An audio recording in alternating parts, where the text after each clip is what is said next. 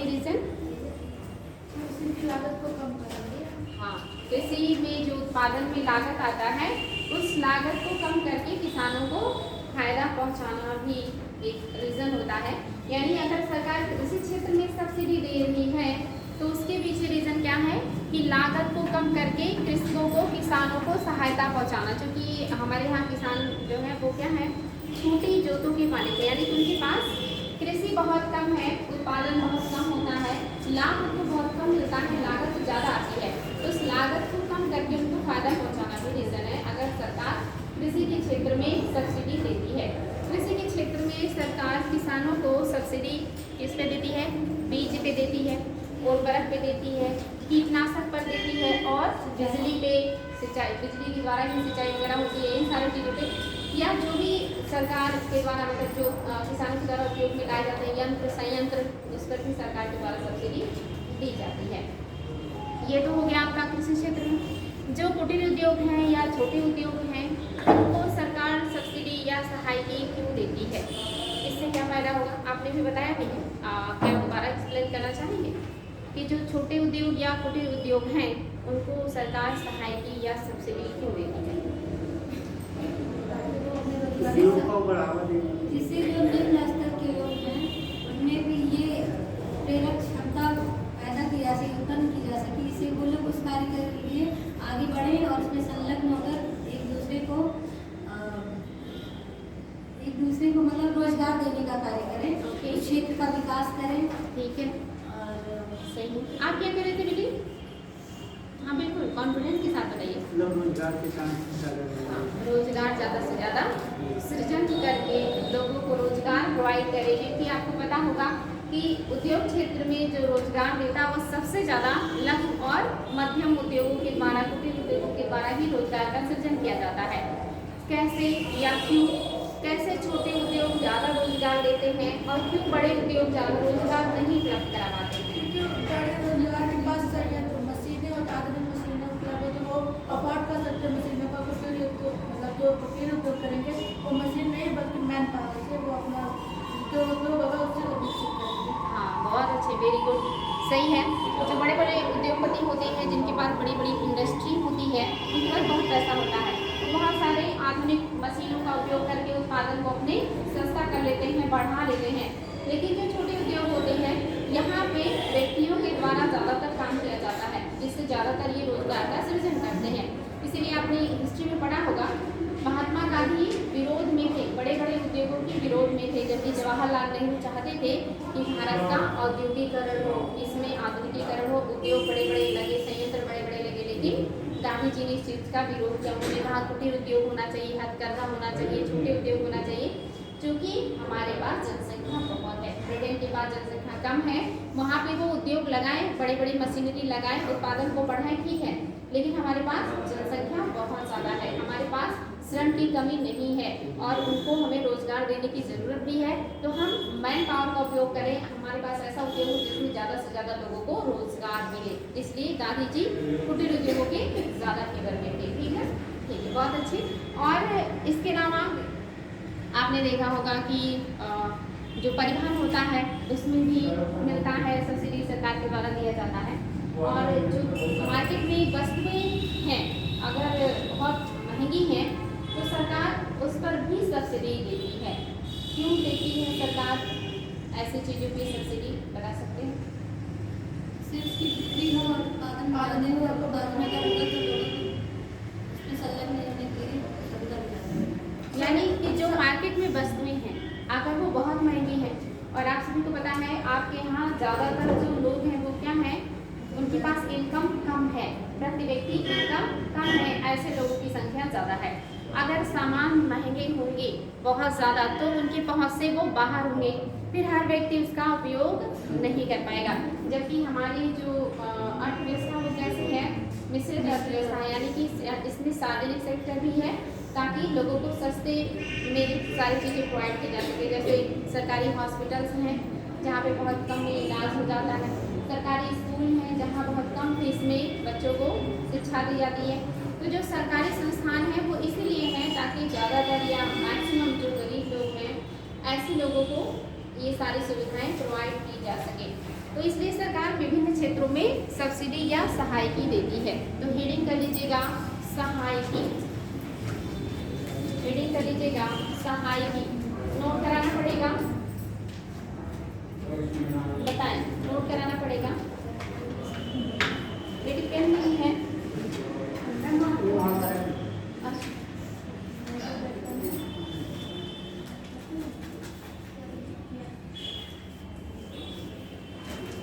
दिखाई दे रहा है आप लोगों को? आप अच्छा विंडो क्लोज कर दें। आप ठीक है? अगर दिक्कत हो रही हो तो आप लोग यहाँ फ्रंट पे आ सकते हैं, सामने आगे आ जाइए, इससे आप लोग को दिखाई भी देगा और सुनाई भी देगा। दिखाई दे रहा है सहायकी। तो क्या नोट करना चाहेंगे इसमें? विशाल लाइन, ठीक है, नोट कर लीजिएगा। किसी व्यक्ति, संस्था या व्यवसाय को, किसी व्यक्ति, संस्था या व्यवसाय को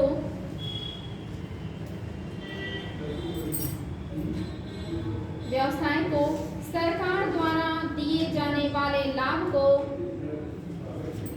सरकार द्वारा दिए जाने वाले लाभ को सहायकी कहा जाता है। सरकार द्वारा दिए जाने वाले लाभ को सहायकी कहा जाता है। फिर से रिपीट कर दे रहे हैं। किसी व्यक्ति, संस्था या व्यवसाय को सरकार द्वारा दिए जाने वाले लाभ को सब्सिडी कहा जाता है। यह आमतौर पर एक नकद भुगतान या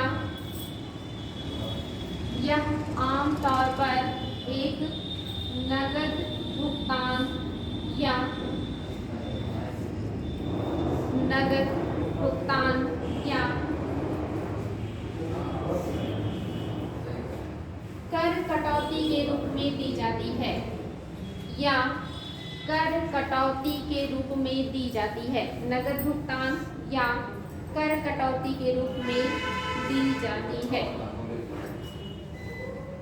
ये बात समझ में आया कि सरकार किसी व्यक्ति को, संस्था को या व्यवसाय को ही सहायकी देती है, और ये किस रूप में दे सकती है? नगद भुगतान के रूप में भी दे सकती है, प्लस कर कटौती के रूप में। टैक्स में कटौती करके जो सरकार के द्वारा टैक्स लगाए जाते हैं उसको सरकार कम कर देगी, तब भी क्या होगी? वो वस्तु सस्ती हो जाएगी, क्योंकि सरकार डायरेक्ट इनडायरेक्ट टैक्सेस लेती है ना लोगों से, तो उसमें अगर कटौती करेगी तो भी वस्तुएं और सेवाएं सस्ती हो जाती हैं, तो इसके द्वारा वो सब्सिडी देती है। नेक्स्ट पॉइंट, व्यक्तियों पर पड़ने वाले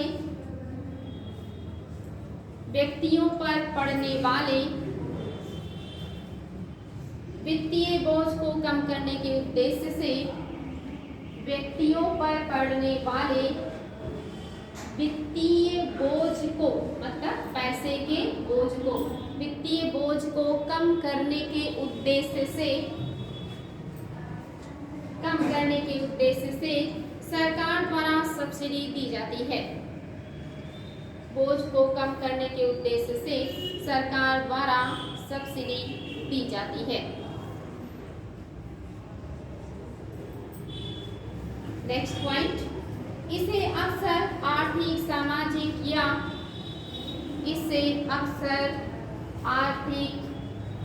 सामाजिक या आर्थिक नीतियों को बढ़ावा देने हेतु दिया जाता है। आर्थिक नीतियों को बढ़ावा देने हेतु दिया जाता है। आर्थिक, सामाजिक या आर्थिक नीतियों को बढ़ावा देने हेतु दिया जाता है। नेक्स्ट पॉइंट, अधिकतर सब्सिडी कमजोर उद्योगों के क्षेत्र की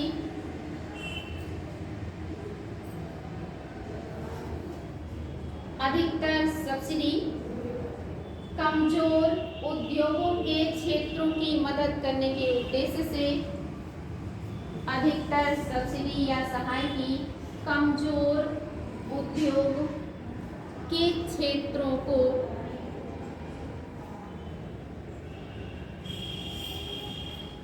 उद्योगों के क्षेत्रों की या को मदद करने के लिए उद्योगों के क्षेत्रों की मदद करने के लिए सरकार द्वारा दी जाती है।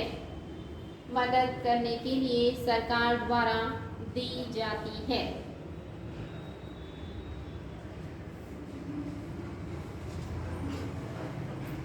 नेक्स्ट पॉइंट, यदि किसी क्षेत्र में नुकसान अधिक हो रहा है तो यदि किसी क्षेत्र में नुकसान अधिक हो रहा है तो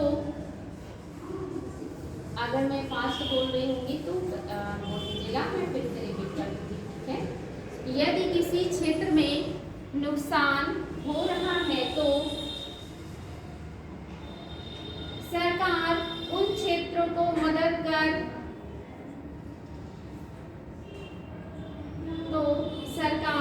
उन क्षेत्रों की मदद कर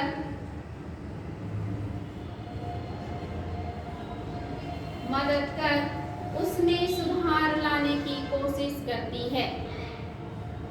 उन क्षेत्रों की मदद कर उसमें सुधार लाने की कोशिश करती है।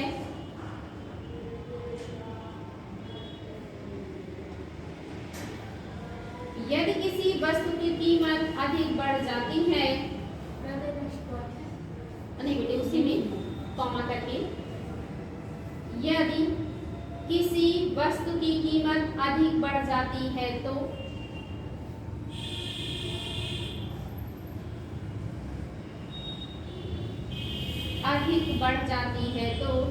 सरकार लोगों को सब्सिडी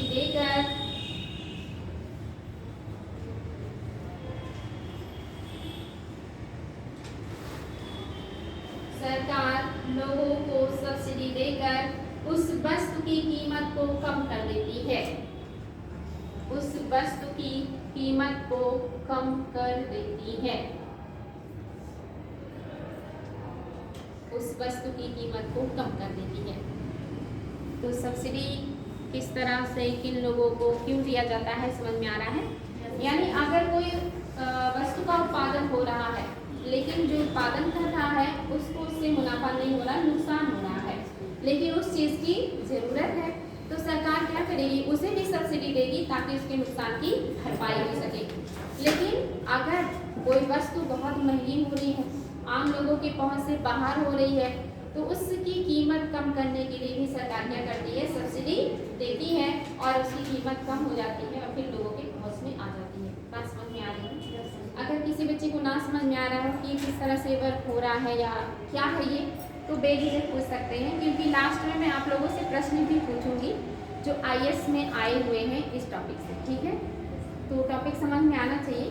अगर नहीं समझ में आता है तो बेझिझक पूछिएगा, क्योंकि ये इकोनॉमी है। अगर एक बार समझ में आ गया तो आपको रटना नहीं पड़ेगा, और अगर नहीं समझ पाएंगे तो रटने से भी ये समझ में नहीं आता है, ठीक ना। आगे बढ़े, फिर कोई दिक्कत नहीं है, ठीक है। हेडिंग कीजिएगा, सब्सिडी कैसे प्रदान की जाती है। सब्सिडी कैसे प्रदान की जाती है। हेडिंग है, सब्सिडी कैसे प्रदान की जाती है। बेटी आई,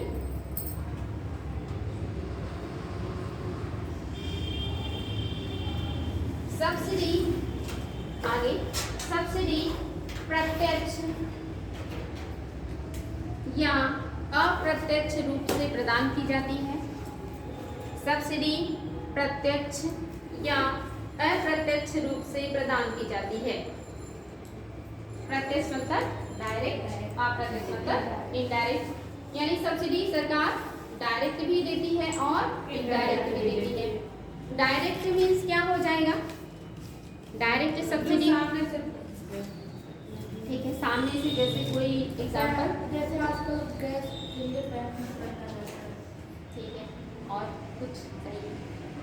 जैसे आप प्रत्यक्ष कर जमा करते हैं, उसमें आपको डायरेक्ट छूट दे दे कि आपको इतना कर नहीं देना है, इतने से इतने इनकम वालों को टैक्स नहीं देना, तो डायरेक्ट आपको क्या हो गया, फायदा हो गया। तो वो छूट कैसा हो गया आपका, डायरेक्ट या प्रत्यक्ष हो गया। अप्रत्यक्ष मीन्स की वस्तुएं जो आप मार्केट में लेने जा रहे हैं, अगर वो महंगी पड़ रही हैं आपको, तो सरकार उन वस्तुओं में छूट दे के फिर आपको फायदा पहुंचाए, तो आपको डायरेक्ट नहीं हो गया, कैसा हो गया, इनडायरेक्ट हो गया, तो इनडायरेक्ट सब्सिडी। तो सब्सिडी भी दो प्रकार से सरकार देती है, प्रत्यक्ष सब्सिडी देती है और अप्रत्यक्ष सब्सिडी देती है, इसमें नोट कीजिएगा। नेक्स्ट पॉइंट नोट कीजिएगा, जब कोई सब्सिडी नगद भुगतान के रूप में प्रदान की जाती है, जब कोई सब्सिडी नकद भुगतान के रूप में दी जाती है, जब कोई सब्सिडी नकद भुगतान के रूप में दी जाती है,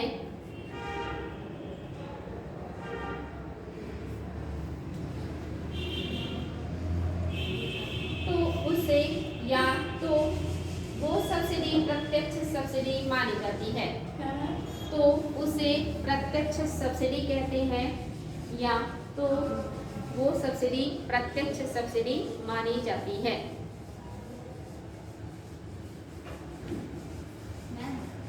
फिर से रिपीट कर दे रहे। हाँ, कुछ पूछना है? किसान को कैसे डायरेक्ट सब्सिडी? किसान को डायरेक्ट सब्सिडी, जैसे बाबू आपका जो फसल है ना, एमएसपी पे आप लोगों ने एमएसपी पढ़ा है, क्या होता है एमएसपी का फुल फॉर्म बताएं? मिनिमम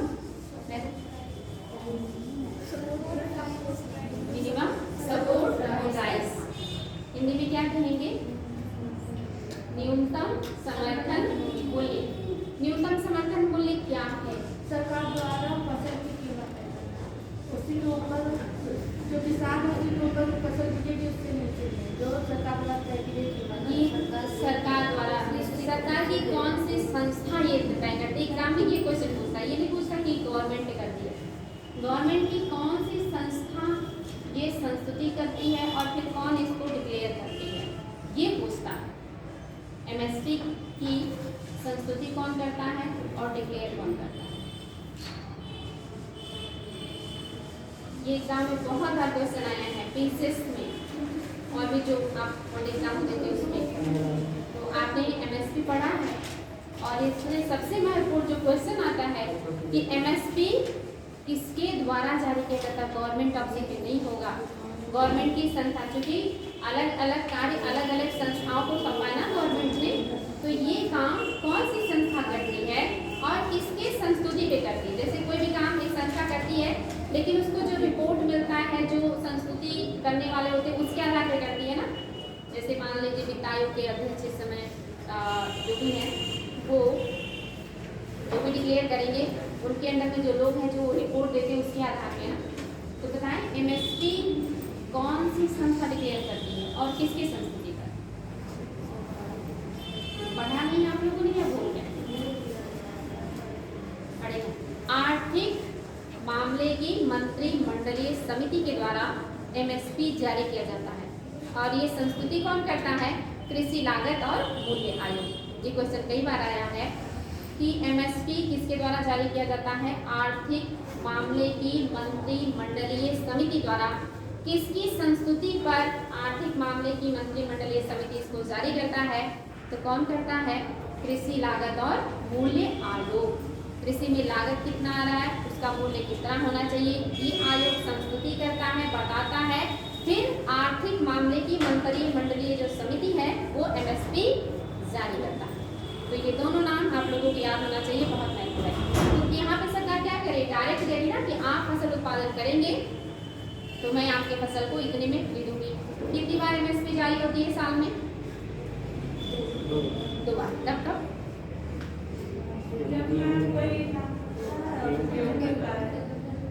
और शुद्ध शब्दों में अगर बताना चाहें तो रबी और खरीफ फसल बुआई के पहले या बाद? पहले करेंगे तभी तो किसान मोटिवेट होगा ना कि इस बार हमें धान की इतनी कीमत मिलेगी, या इस बार गेहूं की हमें इतनी कीमत मिलने वाली है, या दलहनी फसलों की इतनी कीमत मिलने वाली है। तो उससे मोटिवेट होकर के किसान क्या करता है? उत्पादन करता है। तो यहाँ पे क्या करे? सरकार पहले इसको फायदा देने की बात कर रही है, फिर किसान इससे मोटिवेट होकर के उत्पादन कर रहा है।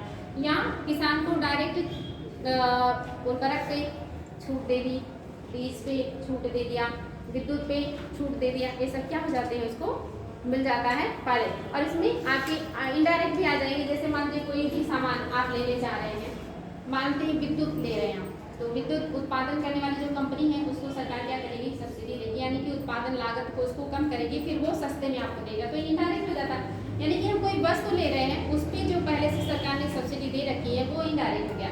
जो हमें डायरेक्ट सरकार के द्वारा मतलब मिल रहा है फायदा, वो हमारा प्रत्यक्ष हो गया। ठीक है, तो बात समझ में आ गया।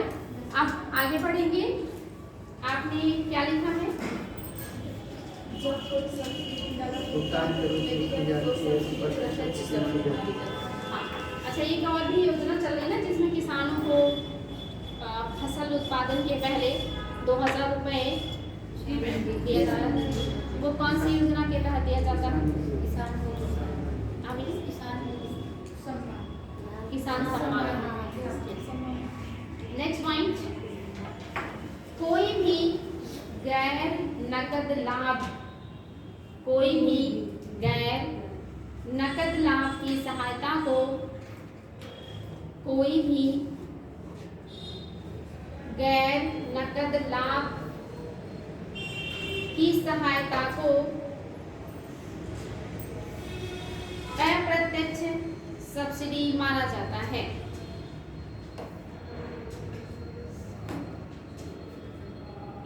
कोई भी गैर नकद लाभ की सहायता को अप्रत्यक्ष सब्सिडी माना जाता है, जैसे कि कर में छूट एवं, जैसे कि कर में छूट एवं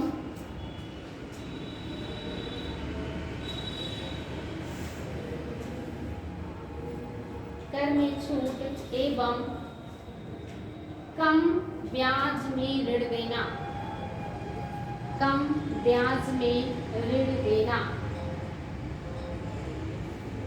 कम ब्याज में ऋण देना।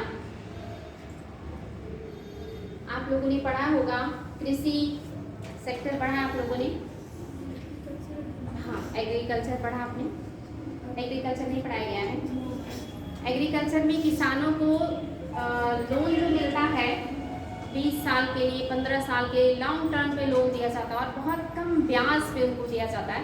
3 प्रकार के होते हैं, एक अल्पकाल के लिए, एक मध्यम काल के लिए और एक दीर्घकाल के लिए। जो 20 साल से प्लस के लिए होता है वो दीर्घकाल के लिए, और ये बड़ा जो लोन है ये दिया जाता है जब उन्हें बड़े बड़े जैसे थ्रेसर हो गए, कंबाइन हो गए, ट्रैक्टर हो गए, इस तरह के जो कृषि संयंत्र हैं जिनमें ज़्यादा पैसे लगते हैं, ऐसे संयंत्रों को खरीदने के लिए जब 20 साल से प्लस का, 20 साल या 20 साल से अधिक का ऋण दिया जाता है तब इसे दीर्घकालिक ऋण कहते हैं। ये ऋण क्या है, बहुत कम ब्याज पे दिया जा रहा है, तो ये भी क्या हो गया, एक प्रकार से इनडायरेक्ट सब्सिडी या मदद ही हो गया। और जो डायरेक्ट आपको कर में फायदा दे दे, इनडायरेक्ट कर को कम करके, वो भी क्या हो जाता है आपका इनडायरेक्ट सब्सिडी में आ जाता है। तो डायरेक्ट और इनडायरेक्ट सब्सिडी आगे समझ में, आगे बढ़ेंगे। नेक्स्ट हेडिंग, सब्सिडी के प्रकार, सब्सिडी के प्रकार।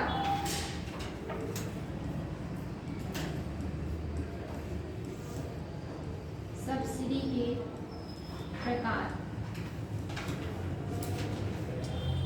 सब्सिडी के प्रकार, इसमें पहला प्रकार है उत्पादन सब्सिडी, उत्पादन सब्सिडी।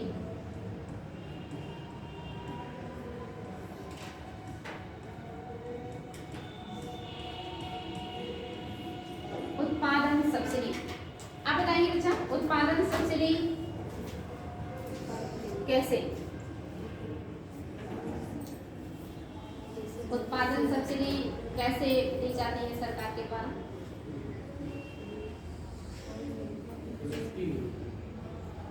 हाँ बेटे चलिए, एमएसपी किसानों को हो गया, एमएसपी के द्वारा उत्पादन सब्सिडी मिल गया कि आपका मतलब एमएसपी तो ठीक है, और कुछ एमएसपी तो चलिए उनका जो उत्पादन करेंगे उस पर वो उचित मूल्य पे खरीदेंगे, वो तो सब्सिडी भी नहीं आएगी बेटे। एमएसपी मतलब कि किसानों को नुकसान नहीं होगा, सरकार जो भी वो उत्पादन करेंगे वो सारा का सारा खरीदेगी, चाहे उत्पादन कितना भी हो। और कुछ बेटे थोड़ा सा और दिमाग लगाएं, अभी बात हुआ है किसानों को कौन कौन सी चीज़ पे सरकार सब्सिडी देती है, तो कैसे? उर्वरक, बीज, कीटनाशक, बिजली, पानी, इन सबको उपलब्ध कराने के लिए जो सब्सिडी देती है उससे क्या होता है, किसानों का उत्पादन सस्ता होता है, उत्पादन सुलभ होता है, उत्पादन बढ़ता है। तो क्या हो गया, ये उत्पादन पर सब्सिडी हो रही है, यानी कि वो उत्पादन कर रहे हैं उस पर उनको सब्सिडी मिल रही है। या कोई छोटे मोटे उद्योग हैं, वो कोई भी चीज़ का उत्पादन कर रहे हैं, तो सरकार उनको मोटिवेट करने के लिए क्या करे, उनको सब्सिडी दे, सहायता दे, तो उससे भी क्या होता है, उत्पादन बढ़ता है, रोजगार का सृजन होता है, वस्तुओं का सप्लाई बढ़ता है, लोगों की ज़रूरतें आसानी से पूरी हो जाती हैं, ठीक ना। तो चलिए इसमें नोट कीजिएगा, उत्पादन सब्सिडी में जब किसी उत्पाद को बेचा या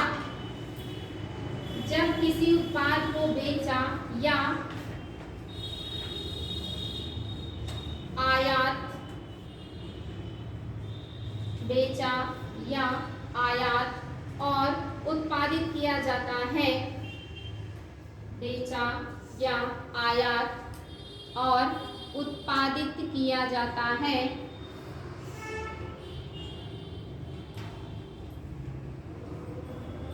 तब उस पर उत्पादन सब्सिडी दी जाती है, तब उस पर उत्पादन सब्सिडी दी जाती है।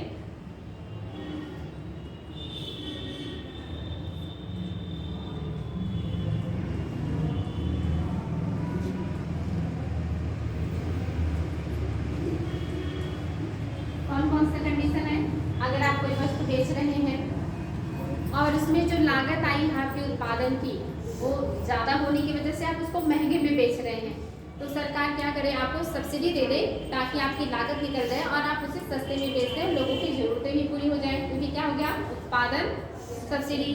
आप कोई चीज़ बाहर से आयात कर रहे हैं, इम्पोर्ट कर रहे हैं, इम्पोर्ट करके आप देश के अंदर बेच रहे हैं, लेकिन चूँकि आपने विदेश से मंगाया है और वो मंगाने में आपको महंगा पड़ा, ऐसे में आप महंगा बेचेंगे, फिर लोगों की ज़रूरतें कैसे पूरी होंगी, लोगों की बहुत से बाहर होगा, तो सरकार उस पर भी सब्सिडी दे ताकि वो सस्ता हो, आयात सस्ता हो और फिर वो लोगों की पहुंच तक बढ़े, तो भी क्या हो गया, उत्पादन सब्सिडी हो गया।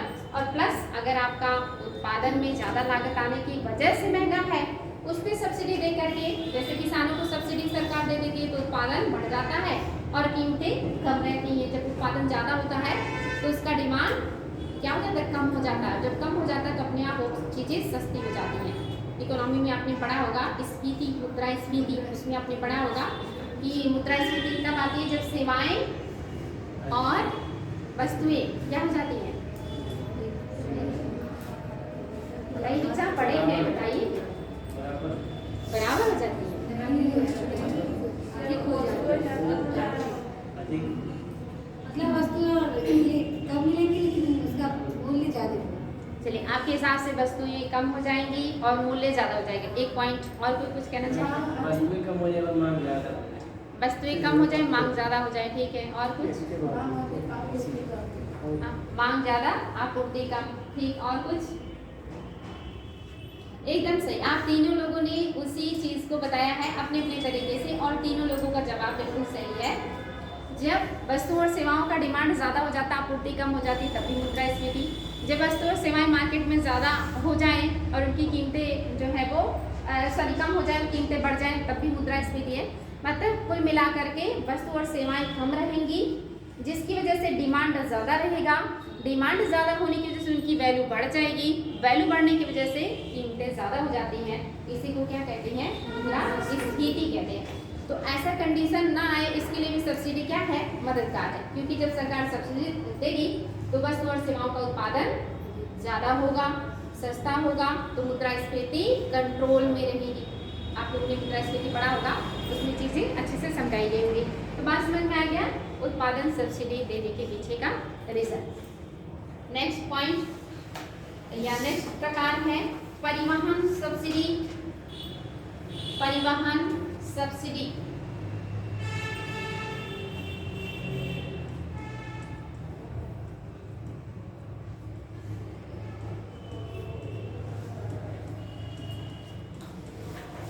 परिवहन सब्सिडी बता सकते हैं, परिवहन सब्सिडी कैसे, किसी के लिए अन्य प्रकार की गतिविधियों को लेना होता है, सरकार उसको सब्सिडी उपलब्ध करवाती ताकि उसको आसानी से लिया जाए।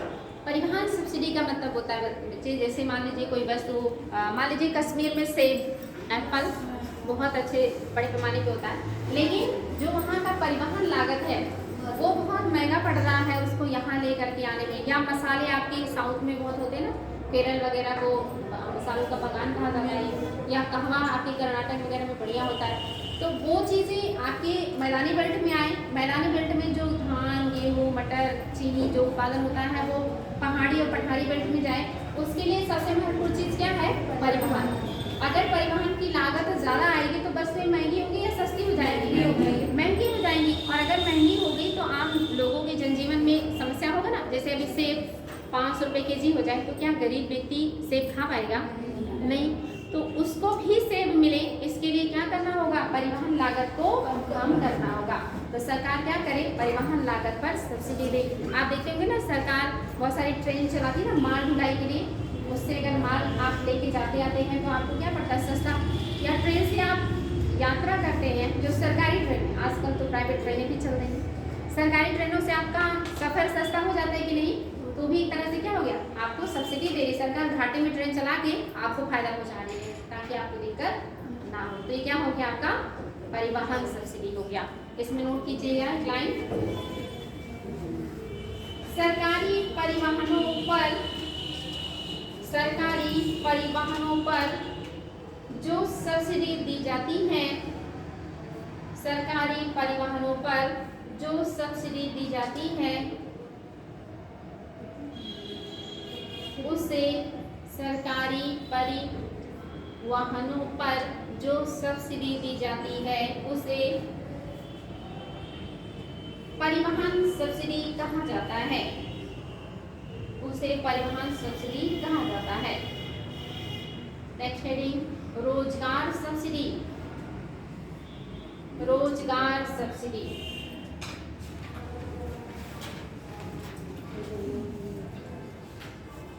आजकल इसकी जरूरत है कि नहीं? बहुत ज़्यादा है। इस समय अगर कहें कि सबसे ज़्यादा कौन सा बेरोजगारी है तो कौन सी बेरोजगारी है?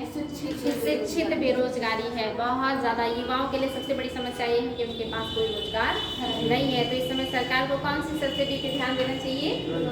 रोजगार सब्सिडी। अब ये रोजगार सब्सिडी कहाँ दी जाती है, कैसी दी जाती है, बताएं। आज आप लोगों का सब्सिडी एकदम क्लियर हो जाएगा। रोजगार सब्सिडी, अभी बात हुआ ना कि रोजगार, अच्छा बताएं वर्तमान में सबसे ज्यादा रोजगार कौन सा, कितने सेक्टर हैं फिलहाल? क्योंकि आप लोग काफी कुछ पढ़ चुके हैं तो मैं पूछ ही सकती हूँ, बताएं। 3 कौन कौन से?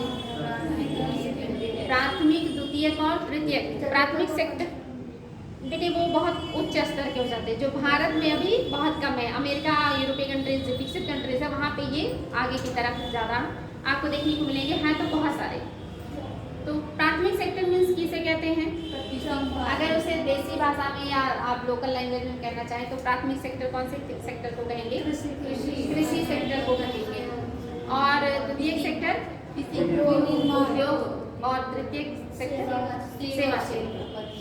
तो बात हो रही है कि सबसे ज़्यादा रोजगार वर्तमान में भारत में कौन सा सेक्टर दे रहा है? सेवा दे रहा है। और उसके बाद नहीं, गलत जवाब दिया आपने। सबसे ज़्यादा रोजगार कौन दे रहा है? गलत जवाब। प्राथमिक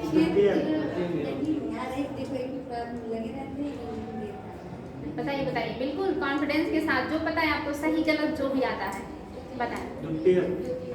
आपके हिसाब से द्वितीय यानी कि उद्योग सेक्टर, और आपके हिसाब से प्राथमिक यानी कि कृषि सेक्टर, आपका तृतीय यानी कि सेवा सेक्टर। 3 लोगों के 3 जवाब आए हैं। सही कौन सा होगा? 2 प्राथमिक 2 सेवा क्षेत्र, और उद्योग में अकेले। सबसे ज़्यादा आपके यहाँ रोजगार प्राथमिक सेक्टर, जो कि 50% से ज़्यादा लोग कृषि पर निर्भर है। तो 50% से ज़्यादा रोजगार कौन दे रहा है? या लगभग 50% भी कहें, 50% भी मान लें तो अकेले 50% में कौन है? प्राथमिक सेक्टर रोजगार दे रहा है। और बाकी आपका जो बचा 50% उसमें सेवा और उद्योग दोनों आ जाएंगे। और लेकिन इनकम हमें सबसे ज़्यादा कौन से सेक्टर से होता है? इसमें सब लोग क्लियर है ना? द्वितीय और आप लोग तृतीय सेवा सेक्टर से सबसे ज़्यादा हमें जो इनकम इनकम या सरकार के जीडीपी में जो अंश आता है वो सबसे ज़्यादा कहाँ से आ रहा है? तृतीयक सेक्टर या सेवा क्षेत्र से। लेकिन रोजगार सबसे ज़्यादा जो दे रहा है वो है आपका प्राथमिक सेक्टर। तो सरकार को अगर रोजगार, सब्सिडी का मतलब क्या हुआ? रोजगार को बढ़ावा देने के लिए सब्सिडी। तो सरकार कहाँ कहाँ दे सकती है?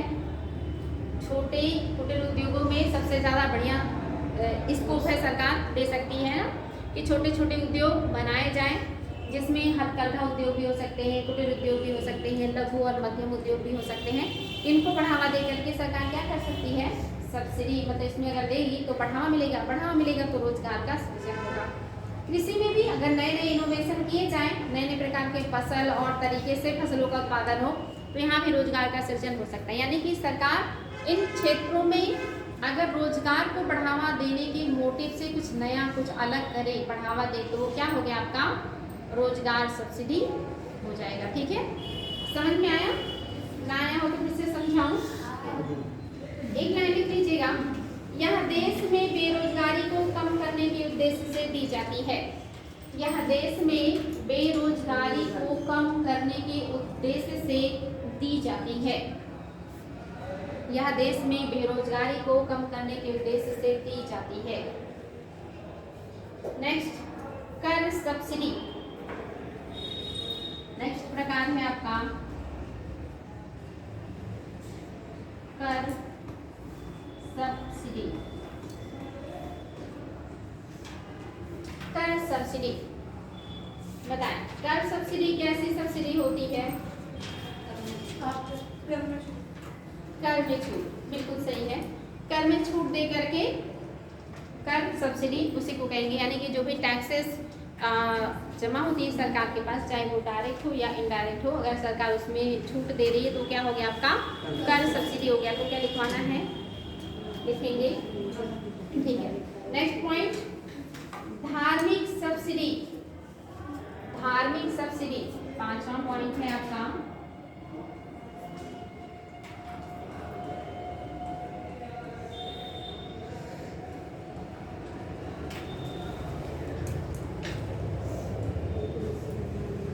धार्मिक सब्सिडी,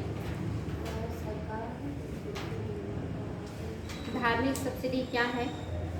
सरकार किस तरह से, आजकल इसका बड़ा चलन है ना, आजकल न्यूज़ में जाति धर्म के ही चर्चे चलते हैं, जो कि सही नहीं है।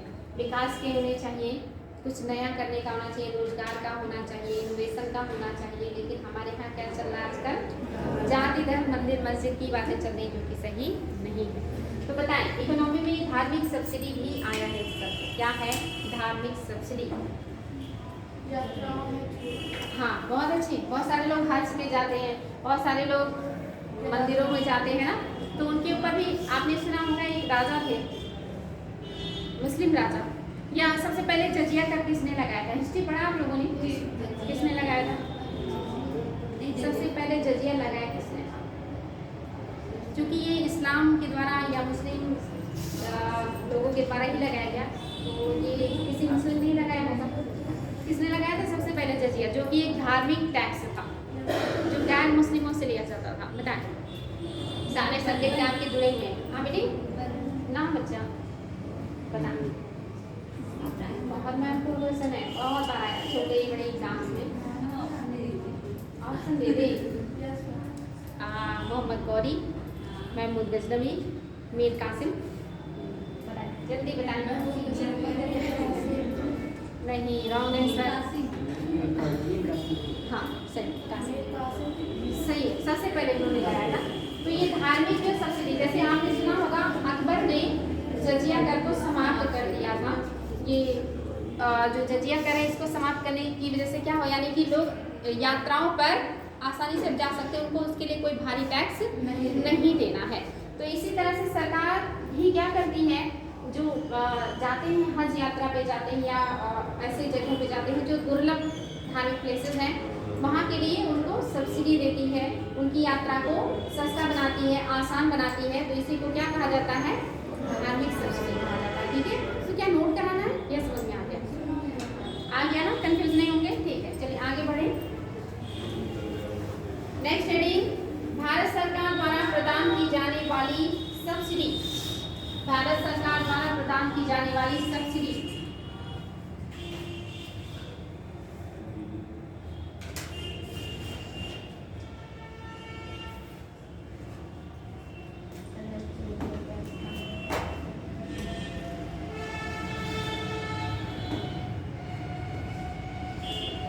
हाँ बताएं, आपने नोट कर लिया भारत सरकार द्वारा प्रदान की जाने वाली सब्सिडी। इसमें पॉइंट नोट कीजिएगा, सभी देश अपने देश की व्यवस्था और आर्थिक स्थिति के आधार पर, सभी देश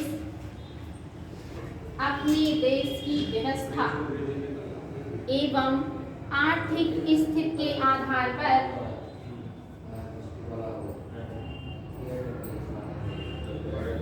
सब्सिडी देते हैं। आर्थिक स्थिति के आधार पर सब्सिडी देते हैं जो इस प्रकार है।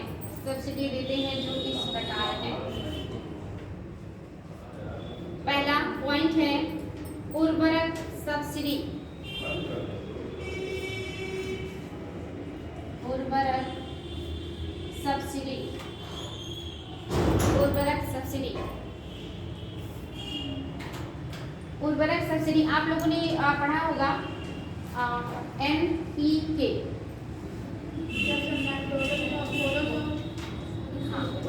पोटास, ये अनुपात होता है, वो एक निश्चित अनुपात तय किया गया है मानक, जो खेतों में मोस्टली डालने से सही रहता। अनुपात बता सकते हैं?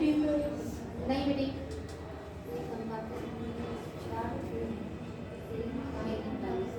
4:2:1, यानी कि यूरिया का अनुपात अगर 4 है तो फास्फोरस का 2 और पोटास का 1 होना चाहिए।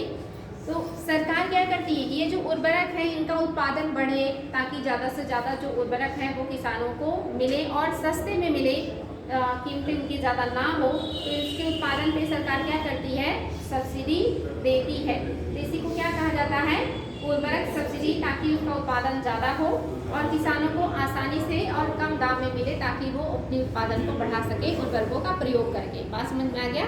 इसी को क्या कहेंगे, उर्वरक सब्सिडी। नेक्स्ट है आपका खाद्य उद्योग हेतु सब्सिडी। खाद्य उद्योग हेतु सब्सिडी। खाद्य उद्योग हेतु सब्सिडी। खाद्य उद्योग हेतु सब्सिडी मतलब समझ रहे हैं, ऐसे उद्योग जो खाने पीने की चीजें या वस्तुओं का निर्माण करते हैं उनको सब्सिडी देकर के खाने पीने की जो वस्तुएं हैं उनको सस्ता करना और उनका उत्पादन बढ़ाना, ये क्या हो जाएगा, खाद्य उद्योग सब्सिडी। नेक्स्ट है खान पान के सामानों पर सब्सिडी। खान पान के सामानों पर सब्सिडी। खान पान के सामानों पर सब्सिडी।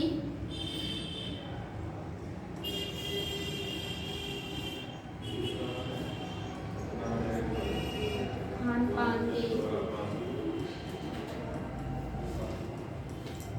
सामानों पर सब्सिडी। ये भी वैसे ही है, मतलब जो खाने पीने की चीजें हैं उनको बढ़ावा देने के लिए, उत्पादन को बढ़ाने के लिए। नेक्स्ट है आपका ईंधन सब्सिडी। ईंधन सब्सिडी। ईंधन सब्सिडी। ईंधन सब्सिडी समझ रहे हैं? जैसे हाँ, एलपीजी गैस पे सरकार सब्सिडी दे रही है ना, ताकि लोगों को सस्ते में एलपीजी यानी कि गैस सिलेंडर उपलब्ध हो और गांव में जो महिलाएं हैं उनके जीवन में भी क्या हो, उत्थान हो, बदलाव हो। वो जो लकड़ियाँ चून के चूल्हे पे खाना बनाते थे उससे बहुत सारी बीमारियाँ भी होती थी, पॉल्यूशन भी होता था, और फिर उन्हें लकड़ी चुनने के लिए बहुत दूर जाना होता था। अब उनको आसानी से गैस चूल्हे पे खाना बनाने को मिल जाता है, जिससे उनकी स्वास्थ्य भी सही रहता है, पॉल्यूशन भी नहीं होता और उनको लकड़ी के लिए इधर उधर भटकना भी नहीं पड़ता। तो एक तो ये भी ईंधन हो गया। दूसरा ये जो आपके फ्यूल आते हैं ये भी तो ईंधन है, ये भी आपको सस्ते में मिले, इसमें भी क्या करती है सरकारें, सब्सिडी देती हैं ताकि वो थोड़े से सस्ते हों, कीमतें उनकी बहुत ज़्यादा ना चढ़े। नेक्स्ट हेडिंग हज यात्रा पर सब्सिडी। हज यात्रा पर सब्सिडी। हज यात्रा पर सब्सिडी। नेक्स्ट, लघु उद्योग हेतु सब्सिडी, लघु उद्योग हेतु सब्सिडी।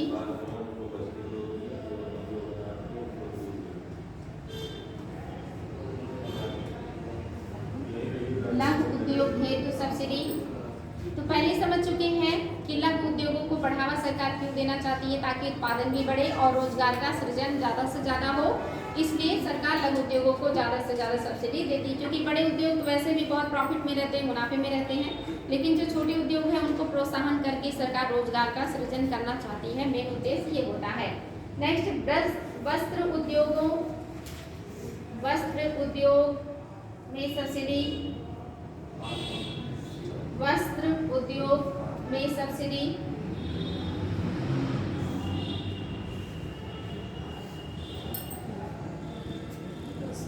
वस्त्र उद्योग में सब्सिडी। अब हेडिंग कीजिएगा, सब्सिडी से होने वाले, सब्सिडी से होने वाले लाभ, सब्सिडी से होने वाले लाभ।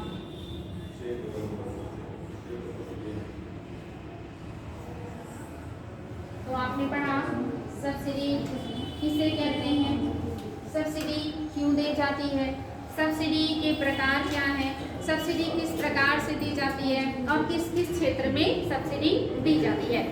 अब हेडिंग है कि सब्सिडी से लाभ क्या है। मान लीजिए क्वेश्चन आ जाए कि निम्नलिखित याकूट की सहायता से उत्तर दें कि कौन कौन से हैं जो सब्सिडी से लाभ पहुंचाते हैं, या कौन कौन से पॉइंट्स हैं जो सब्सिडी को लाभ पहुंचाने को इंडिकेट कर रहे हैं। और आपको कूट की सहायता से उत्तर देना हो तो आपको वो पॉइंट्स पता होने चाहिए कि कौन कौन सी चीज़ें हैं जो लाभ पहुंचा रहे हैं, या कौन कौन से पॉइंट इसके बारे में सही हैं। इसमें पहला पॉइंट लिखिएगा, सब्सिडी के द्वारा कमजोर वर्गों की सहायता की जाती है, सब्सिडी के द्वारा कमजोर वर्गों की सहायता की जाती है।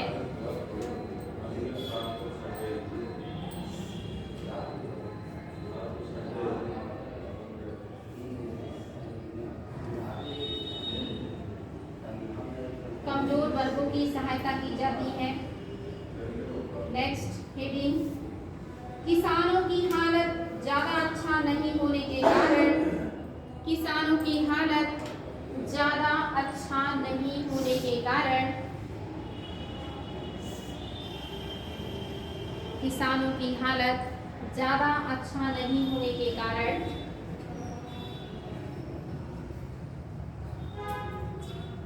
उन्हें ज्यादा मुनाफा नहीं हो पाता है,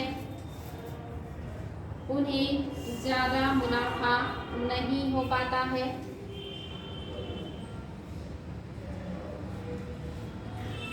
ये चीज आपको पता होगा कि भारत में किसानों की हालत ज्यादा अच्छी क्यों नहीं है, या उन्हें मुनाफा क्यों नहीं होता, बता सकते हैं कौन से कारण है जिसकी वजह से भारत के किसानों की हालत आज भी बहुत अच्छी नहीं है और उस वजह से बहुत मुनाफा नहीं कमा पाते, जिसकी वजह से सरकार को उनको सब्सिडी देना पड़ता है।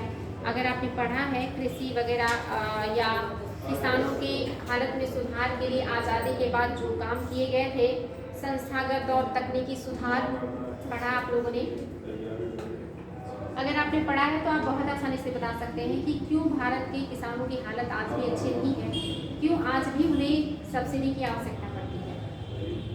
बताइए, अगर लिंक कर पा रहे हैं या दिमाग में कुछ आप रिकॉल कर पा रहे हैं तो बता सकते हैं। मैम जब जैसे कि होता है, जैसे तो बड़े सेठों द्वारा मतलब कम दाम पे खरीद लेते हैं, फिर अच्छे दाम पे बेचते हैं, तो किसान इसी वजह से लाभार्थी नहीं होता है। चलिए, एक तो ये हो गया, बिचौलिए फायदा ले लेते हैं, ठीक है, बहुत अच्छे। कम मतलब कम उत्पादकता हमारे यहाँ की कम है, प्रति हेक्टेयर उत्पादकता कम है, जबकि चाइना वगैरह में हमसे कहीं ज़्यादा उत्पादन कर लेते हैं प्रति हेक्टेयर में, ठीक है। दूसरा पॉइंट भी बहुत सही है। और कुछ हाँ, ऋण के बोझ के नीचे दबते चले जाते, उसको चुका नहीं पाते और बाद में उनके खेत भी उनके हाथ से चला जाता है, ठीक है। ये तो पुरानी परंपरा बनी हुई आज भी है, सही है। और कुछ हाँ, मानसून पे बहुत ज़्यादा निर्भरता, हमारे पास आज भी इतने आधुनिक संयंत्र हर किसान के पास नहीं है कि वो अगर बारिश ना हो तो सिंचाई करके उत्पादन कर ले। बहुत अच्छे, वेरी गुड। और हाँ बेटी, परिवहन साधनों की कमी है। आज भी किसानों के पास, हर किसान के पास कोई ट्रैक्टर, थ्रेसर, ट्यूबवेल नहीं है। ठीक है, और कुछ बिजली आवास नहीं हाँ, बिजली वगैरह की भी समस्या है। हर किसान के पास बिजली वगैरह की भी इतनी अधिक मजदूरी हाँ, मजदूरी भी उस हिसाब से अधिक है। हालांकि महंगाई के हिसाब से कम है, लेकिन जो छोटे किसान हैं उनके लिए ज़्यादा पड़ जाता है। ऐसे ज़्यादातर प्राकृतिक पर मतलब निर्भर है। क्या बेटी? ज़्यादातर प्राकृतिक पर निर्भर है। हाँ, मतलब मानसून पे निर्भरता, प्रकृति पे निर्भरता, यानी कि अभी भी उनके पास आत्मनिर्भर नहीं है वो बाकी चीज़ों के लिए। ऐसे बहुत सारे रीजन हैं। हाँ बेटी? बाजार की उपलब्धता पर निर्भर करता है। अगर समय से अगर बाजार में पहुंच गया तो उनको लाभ हो जाता है, अगर नहीं पहुंच पाए तब हाँ, वो हर कोई बाजार तक पहुंच भी नहीं पाता, क्योंकि उत्पादन बहुत कम होता है। और एक बहुत बड़ा रीज़न होता है उनके पास छोटी जोतें हैं और वो भी बिखरी हुई है, मतलब अलग अलग जगह है, और छोटे छोटे जिसपे बड़े संयंत्रों का उपयोग नहीं कर सकते, कोई नया कोई आधुनिक कृषि नहीं कर सकते। भंडारण की कमी डायरेक्ट की कमी भी है। वो अपने अनाजों को स्टोर नहीं कर पाते कि जब कीमतें मतलब बढ़े तब हम बेच लें। वो उत्पादन होने के बाद उनके पास व्यवस्था ना होने की वजह से वो सस्ते महंगे दामों में जो भी उनके पास होता है वो बेच देते हैं। ऐसे आपके पास बहुत सारे खुद के एक्सपीरियंस वाले ही मिल जाएंगे, आपको किताबों में जाने की ज़रूरत ही नहीं पड़ेगी। तो इन सब की वजह से किसानों की स्थिति आज भी बहुत अच्छी नहीं है और उनको बहुत ज़्यादा मुनाफा नहीं हो पाता, इसलिए सरकार क्या करती है, उनको सब्सिडी देती है। और पहला जो आपने पॉइंट लिखा था, पहला क्या लिखा था? सब्सिडी के द्वारा कमजोर वर्ग की सहायता की जाती है। कमजोर वर्ग की सहायता। कमजोर वर्ग की सहायता सरकार कैसे देगी? उनको जो जरूरत की चीजें हैं, चाहे वो खाने पीने की हो, पहनने ओढ़ने की हो, या और उन सब पे सब्सिडी देके उनको सस्ता करके उनके पहुंच में लाना। ठीक है, वो मैंने नहीं लिखवाया, वो आपकी अंडरस्टैंडिंग पे, क्योंकि मैं ऑलरेडी समझा चुकी हूँ। ठीक ना, कि कैसे फायदा होगा। ठीक है, तो आपने लिखा कि किसानों की हालत ज़्यादा अच्छी नहीं होने के कारण उन्हें ज़्यादा मुनाफा नहीं हो पाता। ऐसी स्थिति में बीजों और उर्वरकों पर सब्सिडी देने से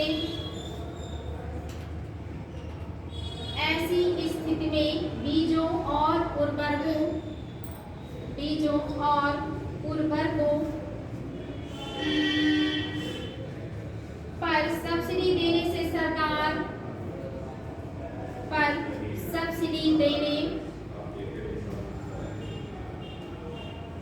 से सरकार इन पर पड़ने वाले खर्चे के बोझ को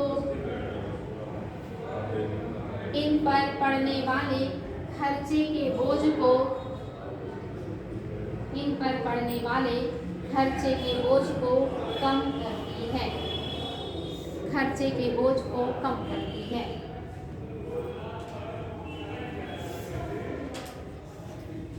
नेक्स्ट पॉइंट, रोजगार सब्सिडी एवं कर सब्सिडी की सहायता से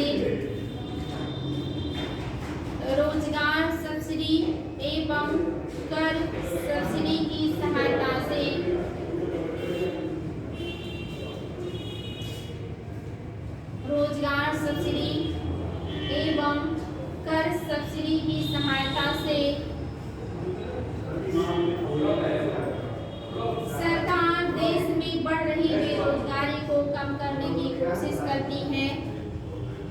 सरकार देश में बढ़ रही बेरोजगारी को कम करने की कोशिश करती है। बढ़ रही बेरोजगारी को कम करने की कोशिश करती है।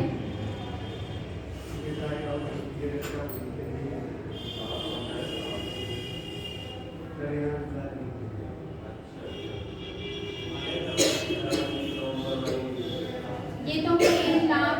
अब मेरी लीजिएगा सब्सिडी से होने वाली हानि।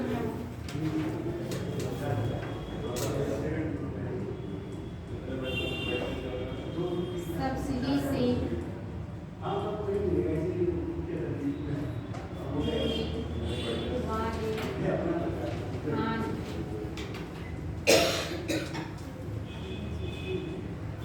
यानी कि लाभ तो आप लोगों ने देखा कि किसानों को लाभ पहुंचाना, आम लोगों को लाभ पहुंचाना, छोटे उद्योगों को लाभ पहुंचाना, रोजगार का सृजन करना, ये सारे फायदे होते हैं अगर सरकार सब्सिडी देती है तो। उत्पादन बढ़ता है, स्फीति नहीं आती है, ये सब कंट्रोल होता है सब्सिडी से। लेकिन कुछ हानियां भी हैं सब्सिडी देने के कुछ नुकसान भी हैं। क्या आप बता सकते हैं कि क्या नुकसान होते हैं सब्सिडी देने से? सही उपयोग नहीं करते हैं, मतलब पैसे को अगर पा जाते हैं तो या तो उसको अपने निजी कार्यों हेतु उपयोग के लिए लेते हैं, और जिससे उनके कार्य करने के लिए साथ मतलब क्या कह सकते हैं, हाँ, मतलब सब्सिडी का दुरुपयोग ही करते हैं लोग। ठीक है, सही है। और कुछ, और कोई पॉइंट जो आप खुद से बता सकें? मैम जैसे सरकार अगर सब्सिडी दे रही है तो बहुत लोग मतलब जो अधिकारी काम कर रहे हैं उसमें धांधलीबाजी भी बहुत होती है। ठीक है, सही है। इसलिए हाँ, भ्रष्टाचार बढ़ता है। और सब्सिडी सही हाथों तक हमेशा नहीं पहुंचता, बहुत बार उसका मिसयूज भी हो जाता है। सरकार के ऊपर इससे एक्स्ट्रा बर्डन बढ़ता है, क्योंकि वो पैसे जो वो टैक्सेस से कलेक्ट करती है उसे सब्सिडी में बड़े पैमाने पे ख़त्म कर देना होता है। इसके अलावा आपने एक बात अभी बताई, मुद्रास्फीति कंट्रोल होती है सब्सिडी देने से, लेकिन अगर सब्सिडी बहुत ज़्यादा हो जाए तो क्या हो जाएगा फिर? हाँ, मुद्रा अपस्फीति हो जाएगा ना। अब अगर स्फीति है तो अपस्फीति भी तो आती है, और भी बहुत सारा आप लोगों ने पढ़ा होगा स्फीति के प्रकार में। लेकिन किसी चीज़ को अगर कंट्रोल करने के लिए आप एक कदम उठा रहे हैं तो उससे अगर आपने उसको सही तरीके से इस्तेमाल नहीं किया तो फिर वो आउट ऑफ कंट्रोल भी तो हो सकता है, यानी कि मुद्रा और स्फीति भी आ सकती है। ठीक ना? तो ऐसे बहुत सारी हानियाँ भी होती हैं। बहुत अच्छा प्रयास किया आप लोगों ने। चलिए नेक्स्ट पॉइंट, इसमें पॉइंट लिख लीजिएगा। मानते अगर IAS का आप पेपर दे रहे हो और उसमें आ जाए क्वेश्चन कि सब्सिडी से कौन कौन सी हानियाँ होती हैं, कूट की सहायता से उत्तर दीजिए। तो आपको पॉइंट्स क्लियर होने चाहिए। फर्स्ट पॉइंट, प्रत्येक देश में गरीब और अमीर दोनों वर्गों के लोग होते हैं। प्रत्येक देश में गरीब और अमीर दोनों वर्गों के लोग होते हैं।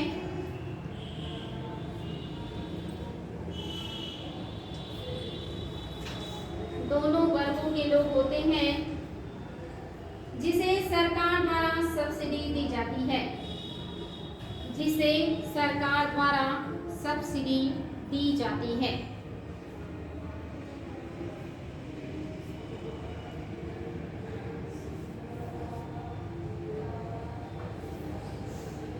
जबकि अमीर लोगों को सब्सिडी की आवश्यकता नहीं होती, जबकि अमीर लोगों को सब्सिडी की आवश्यकता नहीं होती।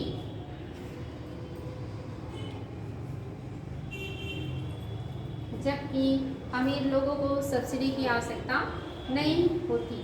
फॉर एग्जाम्पल, आपने अभी बताया कि सिलेंडर पे सरकार क्या करती है? सब्सिडी देती है, लेकिन ये किसी एक वर्ग के लिए नहीं है। ये सरकार सभी, इसका फायदा सभी ले रहे हैं, अमीर भी ले रहे हैं, गरीब भी ले रहे हैं। जबकि अमीर के पास सुविधाएं हैं, वो सब्सिडी की उसे आवश्यकता नहीं है, लेकिन उसका फायदा अमीर भी ले रहा है। तो इसका क्या हो रहा है? कहीं ना कहीं दुरुपयोग हो रहा है। इसलिए गवर्नमेंट ने बीच में ये दिखाया था कि जिसको बहुत ज़्यादा जरूरत नहीं हो क्या करें, गिव अप, मतलब उसको छोड़ दे ताकि वो किसी और के उपयोग में आ जाए। लेकिन लोग क्या करते हैं? उसका मिसयूज कर लेते हैं। नेक्स्ट पॉइंट, कई बार सब्सिडी गलत हाथों में पहुंच जाती है।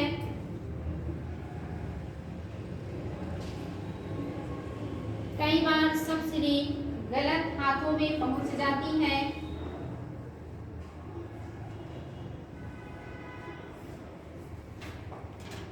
इस प्रकार जरूरतमंदों की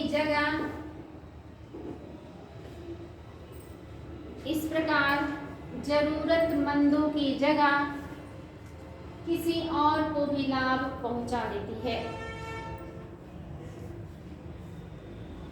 इस तरह जरूरतमंदों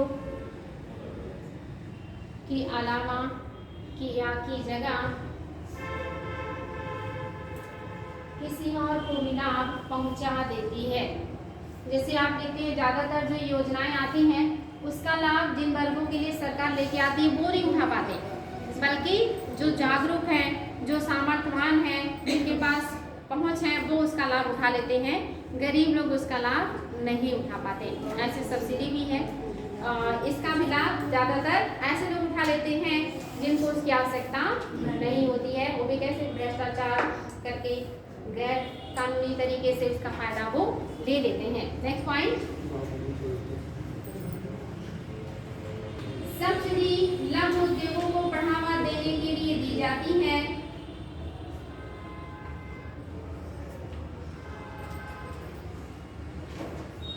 सब्सिडी लघु उद्योगों को बढ़ावा देने के लिए दी जाती है।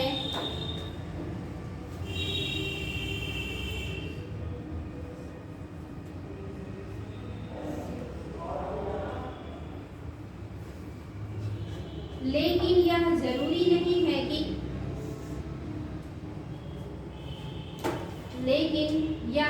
जरूरी नहीं है कि सरकार द्वारा दी जा रही सब्सिडी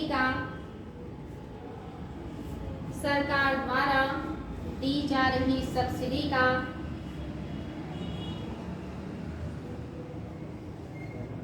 सही तरह से उपयोग हो।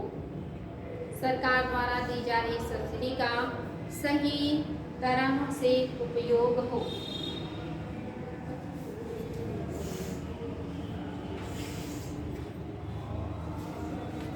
नेक्स्ट पॉइंट, सब्सिडी देने पर होने वाले खर्चों को सब्सिडी देने पर होने वाले खर्चों को सब्सिडी देने पर होने वाले खर्चों को सरकार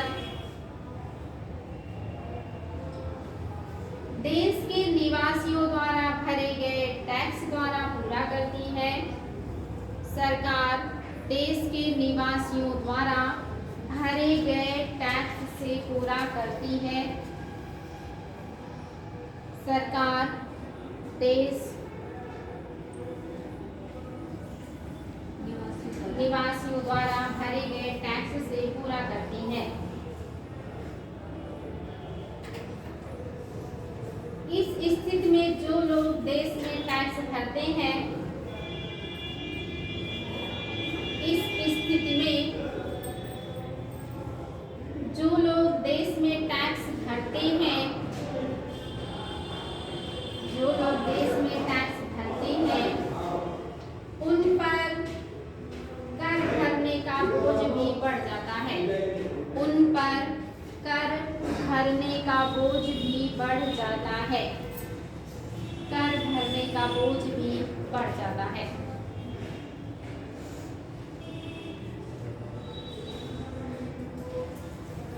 ये भी क्या हो गया, एक नुकसान हो रहा है कि लोग मेहनत से कमाते हैं, फिर उसको टैक्स के रूप में सरकार को देते हैं और सरकार उसे सहायता के रूप में लोगों को बांटती रहती है, जिससे कि एक वर्ग पे बहुत ज़्यादा बर्डन पड़ता है, उसे बहुत ज़्यादा टैक्स देना होता है।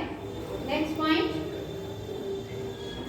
जब सरकार द्वारा किसी उत्पाद पर सब्सिडी दिया जाता है तो जब सरकार द्वारा किसी उत्पाद पर सब्सिडी दिया जाता है तो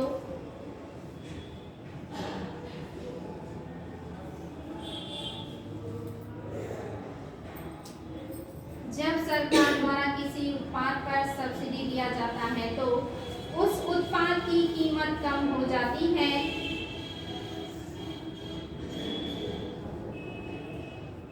उस उत्पाद की कीमत कम हो जाती है। ऐसा होने से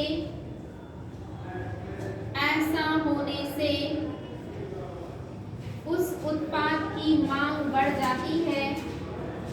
ऐसा होने से उस उत्पाद की मांग बढ़ जाती है और देश में उस वस्तु की कमी होने की संभावना बढ़ जाती है और देश में उस वस्तु की कमी होने की संभावना बढ़ जाती है।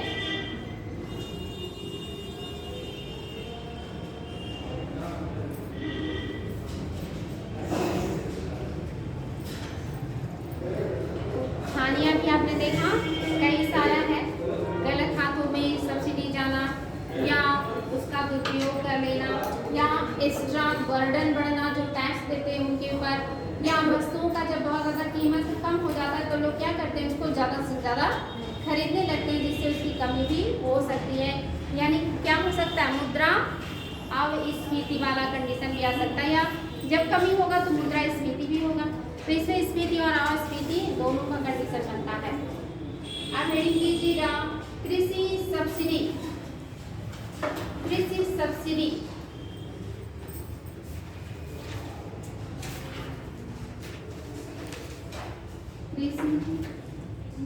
सब्सिडी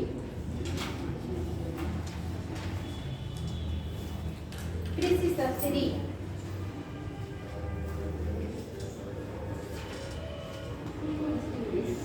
कृषि सब्सिडी में नोट कीजिएगा अपने, कृषि सब्सिडी एक आर्थिक लाभ होता है जो कृषि सब्सिडी एक आर्थिक लाभ होता है जो एक आर्थिक लाभ होता है जो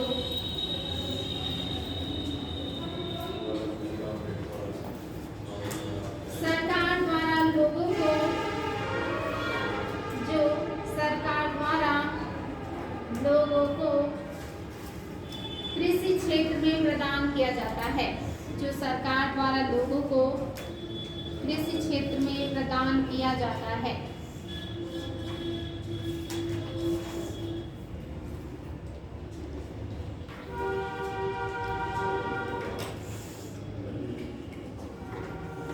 नेक्स्ट पॉइंट इसमें लिखिएगा, भारत में अधिकांश किसानों की आय का स्तर काफी कम है। भारत में अधिकांश किसानों की आय का स्तर काफी कम है। भारत में अधिकांश किसानों की आय का स्तर काफी कम है।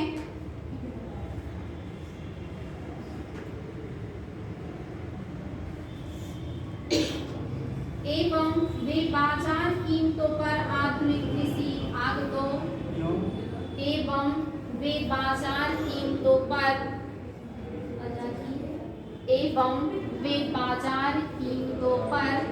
आधुनिक कृषि आगतों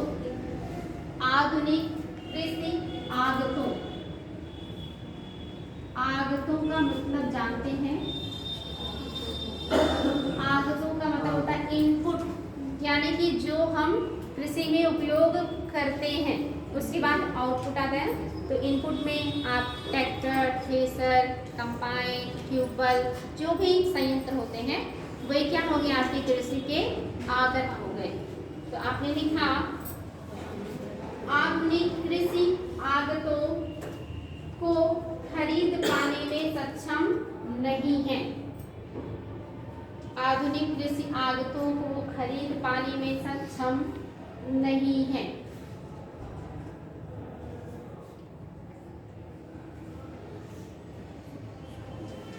बात समझ में आया? सरकार क्यों दे रही है कृषि क्षेत्र में सब्सिडी? क्योंकि हमारे यहाँ ज़्यादातर जो किसान हैं वो गरीब हैं, वो इतने सक्षम नहीं है कि जो आधुनिक संयंत्र है, मशीनरी है जिसका उपयोग करके हम उत्पादन को बढ़ा सकते हैं, आसान कर सकते हैं, उसको वो खरीद सके। इसलिए सरकार इन सब पे क्या करती है, सब्सिडी देती है ताकि वो इनका उपयोग कर सके और उत्पादन को बढ़ा सके, अपनी स्थिति को सुधार सके। और आप सभी को पता है कृषि उत्पादन पर आगे के सेक्टर भी निर्भर हैं। प्राथमिक सेक्टर पर ही द्वितीयक और तृतीयक जो सेक्टर है वो डायरेक्ट इनडायरेक्ट रूप से निर्भर होता है। नेक्स्ट पॉइंट, भारत में ग्रामीण विकास और आजीविका सुरक्षा। भारत में ग्रामीण विकास और आजीविका सुरक्षा। भारत में ग्रामीण विकास और आजीविका सुरक्षा एक बड़ा मुद्दा है। एक बड़ा मुद्दा है।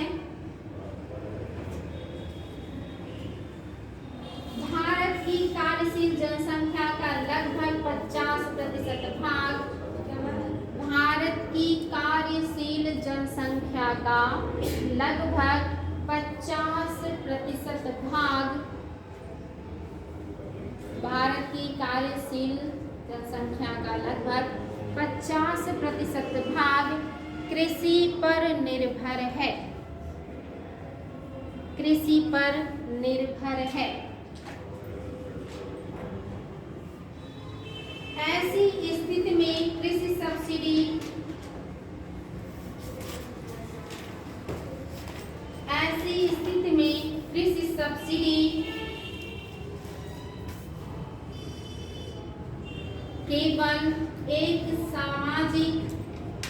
केवल एक आर्थिक मुद्दा ना होकर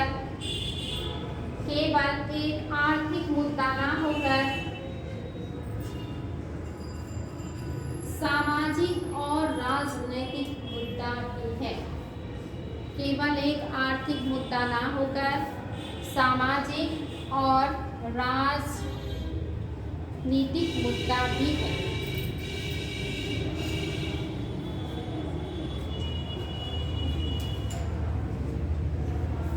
रोजगार अभी भी सबसे ज्यादा कौन दे रहा है? कृषि दे रहा है। और लगभग 50% जो लोग हैं वो अपनी आजीविका के लिए यानी कि जीवन के निर्वाह के लिए, रोजगार के लिए किस पे निर्भर है? कृषि पर। तो कृषि क्या हो गया? एक आर्थिक मुद्दा के साथ साथ एक सामाजिक मुद्दा भी है और साथ ही राजनीतिक मुद्दा भी। आप देखते होंगे अक्सर चुनाव में या राजनीतिक पार्टियां करती कि किसानों के लिए आप क्या कर रहे हैं। आपने किसानों की आय दोगुना करने की बात करी थी 2022 तक, अभी तक नहीं हुआ। तो उस क्षेत्र में आपके क्या मतलब काम चल रहे हैं? तो ये क्या है? राजनीतिक मुद्दा भी हो जाता है प्लस सामाजिक मुद्दा भी हो जाता है और आर्थिक मुद्दा तो ये है ही। ठीक ना। नेक्स्ट पॉइंट, कृषि सब्सिडी का प्रयोग फसलों के पैटर्न को कृषि सब्सिडी का प्रयोग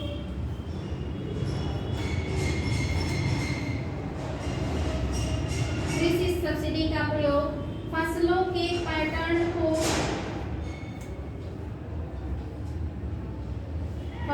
के पैटर्न को वांछित दिशा में बदलने के लिए भी किया जा सकता है। वांछित दिशा में बदलने के लिए भी किया जा सकता है।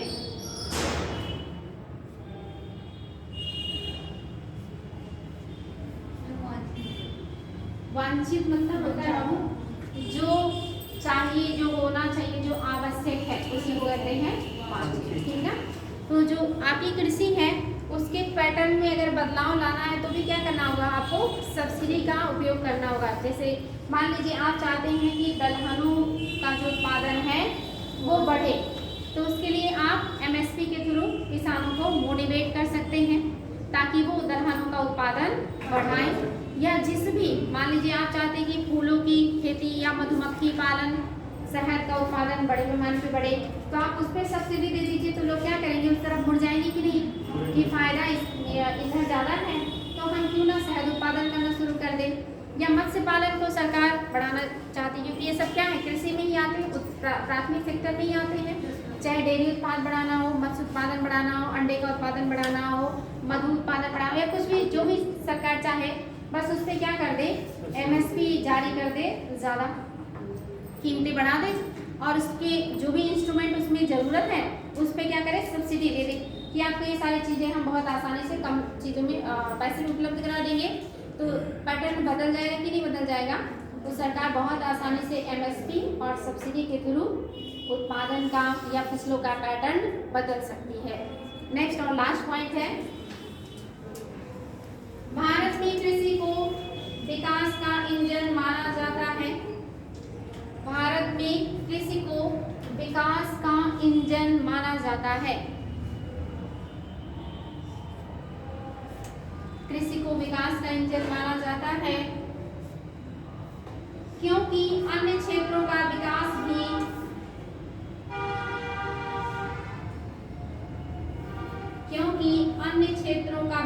भी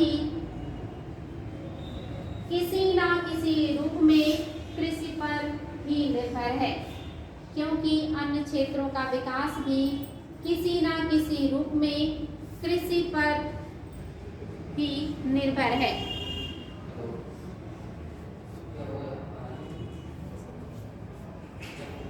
यानी अगर आप उद्योगों को बढ़ावा देना चाहते हैं तो भी आपको कृषि को बढ़ावा देना पड़ेगा। जैसे आप चीनी मिल चाहते हैं कि और ज़्यादा खुले, तो आपको गन्ने के ऊपर एमएसपी, वैसे गन्ने पे एमएसपी नहीं जारी किया जाता है, कुछ और जारी किया जाता है, मूल्य बढ़ाया जाता है गन्ने का। मूल्य, उसको कहते क्या है? मूल्य तो सब में बढ़ाया जा रहा है, एमएसपी में भी तो मूल्य ही बढ़ाया जाता है, तो उसको क्या कहते हैं? जो गन्ने के लिए जारी किया जाता है। कोई नहीं, कल देख के मुझे बताइएगा इसको क्या कहते हैं, बताएंगे नहीं, थोड़ा दिमाग में आप लोगों के भी रहे। तो अगर सरकार गन्ने की जो कीमतें हैं वो बढ़ा दे तो क्या होगा?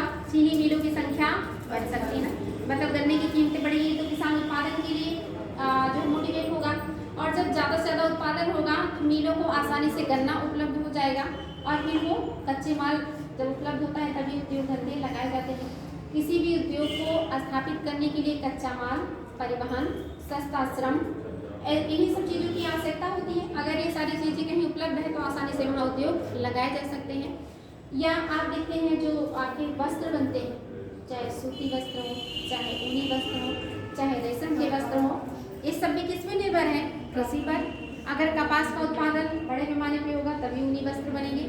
अगर ऊन का उत्पादन भेड़ों के द्वारा या अन्य जो भी देखते बकरियों के भी होते हैं, खरगोश के भी बालों से बनाए जाते हैं, तो इससे क्या होगा? ऊनी वस्त्रों का उद्योग बढ़ेगा। रेशम, आप जानते हैं भारत में 4-5 प्रकार के रेशम उत्पादन होते हैं। अगर रेशम कीट का पालन बड़े पैमाने में किया जाए, उस पर सरकार एमएसपी या सब्सिडी दे तो क्या होगा? रेशम वस्त्रों का उद्योग बढ़ेगा। तो आपके यहाँ कई सारे उद्योग किस पे निर्भर हैं? कृषि पर। चाहे वो चीनी हो, चाहे वो वस्त्र हो, चाहे आपका जूट या पटसन हो, कॉफ़ी हो, चाय हो, जो भी चीज़ें हैं सब क्या है? कृषि पर ही निर्भर है। तो ऐसे में अगर कृषि को बढ़ावा दिया गया तो उद्योग धंधे बढ़ेंगे, उद्योग धंधे बढ़ेंगे तो फिर उसी पर सेवा, आगे सेवा क्षेत्र भी तो उसी पर निर्भर होता है। जो ये सारी चीज़ों को आप तक पहुंचाते हैं, सेवाएं देते हैं, वो सेवा क्षेत्र में आ जाते हैं, तो सेवा क्षेत्र भी बढ़ेगा। तो कहीं ना कहीं कृषि ही सबको क्या कर रहा है? अपने से बाकी सभी लोग कृषि पर ही निर्भर कर रहे हैं। तो इसलिए किसी क्षेत्र को बढ़ावा देना या इस क्षेत्र में सब्सिडी देना बहुत ज़रूरी है। तो बात समझ में आ गया, सब्सिडी किन किन क्षेत्रों में दी जाती है और किस तरह से दी जाती है।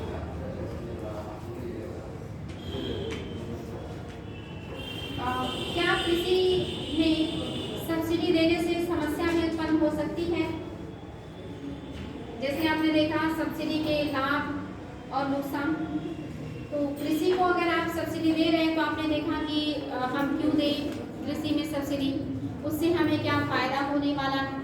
तो ये तो आपने देखा कि हम क्यों दें, इससे क्या लाभ होगा या इससे किसे किसे फ़ायदा मिलेगा। तो क्या अगर किसी क्षेत्र में सब्सिडी दी जाती है तो इसके कुछ नुकसान भी हो सकते हैं? आपने देखा होगा हर चीज़ के दो पहलू होते हैं, किसी के फायदे ज़्यादा नुकसान कम हो सकते हैं, किसी के नुकसान ज़्यादा फायदे कम हो सकते हैं, मतलब होते ज़रूर हैं, यानी कि इसके नेगेटिव पॉइंट्स भी होते हैं। तो यहाँ पे देखा फायदा क्या क्या होगा, नुकसान क्या हो सकता है, कुछ बता सकते हैं? एक पॉइंट जैसे कि अगर किसी एक मूल्य पर किसी एक फसल पर सब्सिडी आप दे देंगे या एमएसपी दे देंगे तो जो दूसरा फसल रहेगा उसका उत्पादन कम हो जाएगा। बहुत अच्छे, वेरी गुड। जैसे सरकार रबी पे देती है एमएसपी, खरीफ पे देती है, लेकिन ना तो सारे रबी फसलों पे ही एमएसपी देती है, ना ही सारे खरीफ फसलों पे। टोटल कितने फसलों पे एमएसपी दे रही है सरकार? पढ़ चुकी होंगी आप लोग, बताएं टोटल कितने फसलों पे दे रही है? 22। क्लियर है? और कोई नहीं है बेटी? 22 के अलावा और कुछ नहीं है? और कुछ और नहीं? क्लियर है? एक बार फिर से देख लीजिएगा, ठीक है? एक बार फिर से देख लीजिएगा, फिर मुझे बताइएगा। तो सभी फसलों पे सरकार नहीं देती, जायद की फसलों पे तो सरकार बिल्कुल भी एमएसपी नहीं देती। इसलिए आप देखिए टमाटर, प्याज अक्सर इसकी कीमतें घटती बढ़ती रहती है ना, बहुत ज़्यादा। तो ये भी एक नुकसान है कि कुछ फसलों को तो सरकार मोटिवेट करती है जिससे उसका उत्पादन बहुत ज़्यादा बढ़ जाता है, और कुछ जैसे मोटे अनाज, कुछ दलहनी फसलें जिन पे सरकार सब्सिडी नहीं देती तो उसका उत्पादन कम हो जाता है।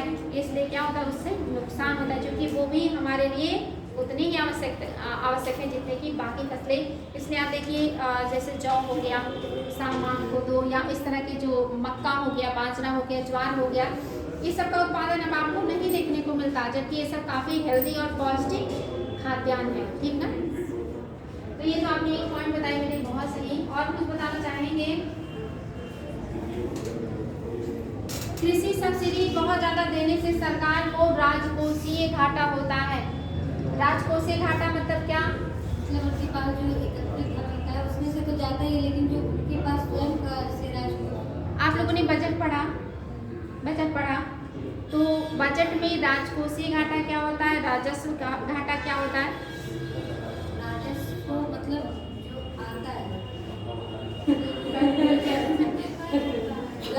राजकोषीय घाटा राजस्व मतलब जैसे मैं जो सरकारी चीज़ से मतलब फायदा होता है, वो नहीं, क्लियर नहीं है आप लोगों का। राजकोषीय घाटा जब पूछेगा ना तो पूछेगा राजकोषीय घाटे में क्या क्या लेते हैं। राजस्व घाटा प्लस पूंजीगत घाटा बराबर राजकोषीय घाटा होता है, या राजस्व घाटा माइनस पूंजीगत घाटा बराबर राजकोषीय घाटा होता है। तो ये क्लियर होना चाहिए कि राजकोषीय घाटे में क्या आता है। तो अगर सरकार बहुत ज़्यादा सब्सिडी देती है कृषि क्षेत्र पे तो क्या होगा? राजकोषीय घाटा बढ़ने का खतरा उत्पन्न हो जाता है। तो ये भी नेगेटिव पॉइंट हो गया, याद रहेगा।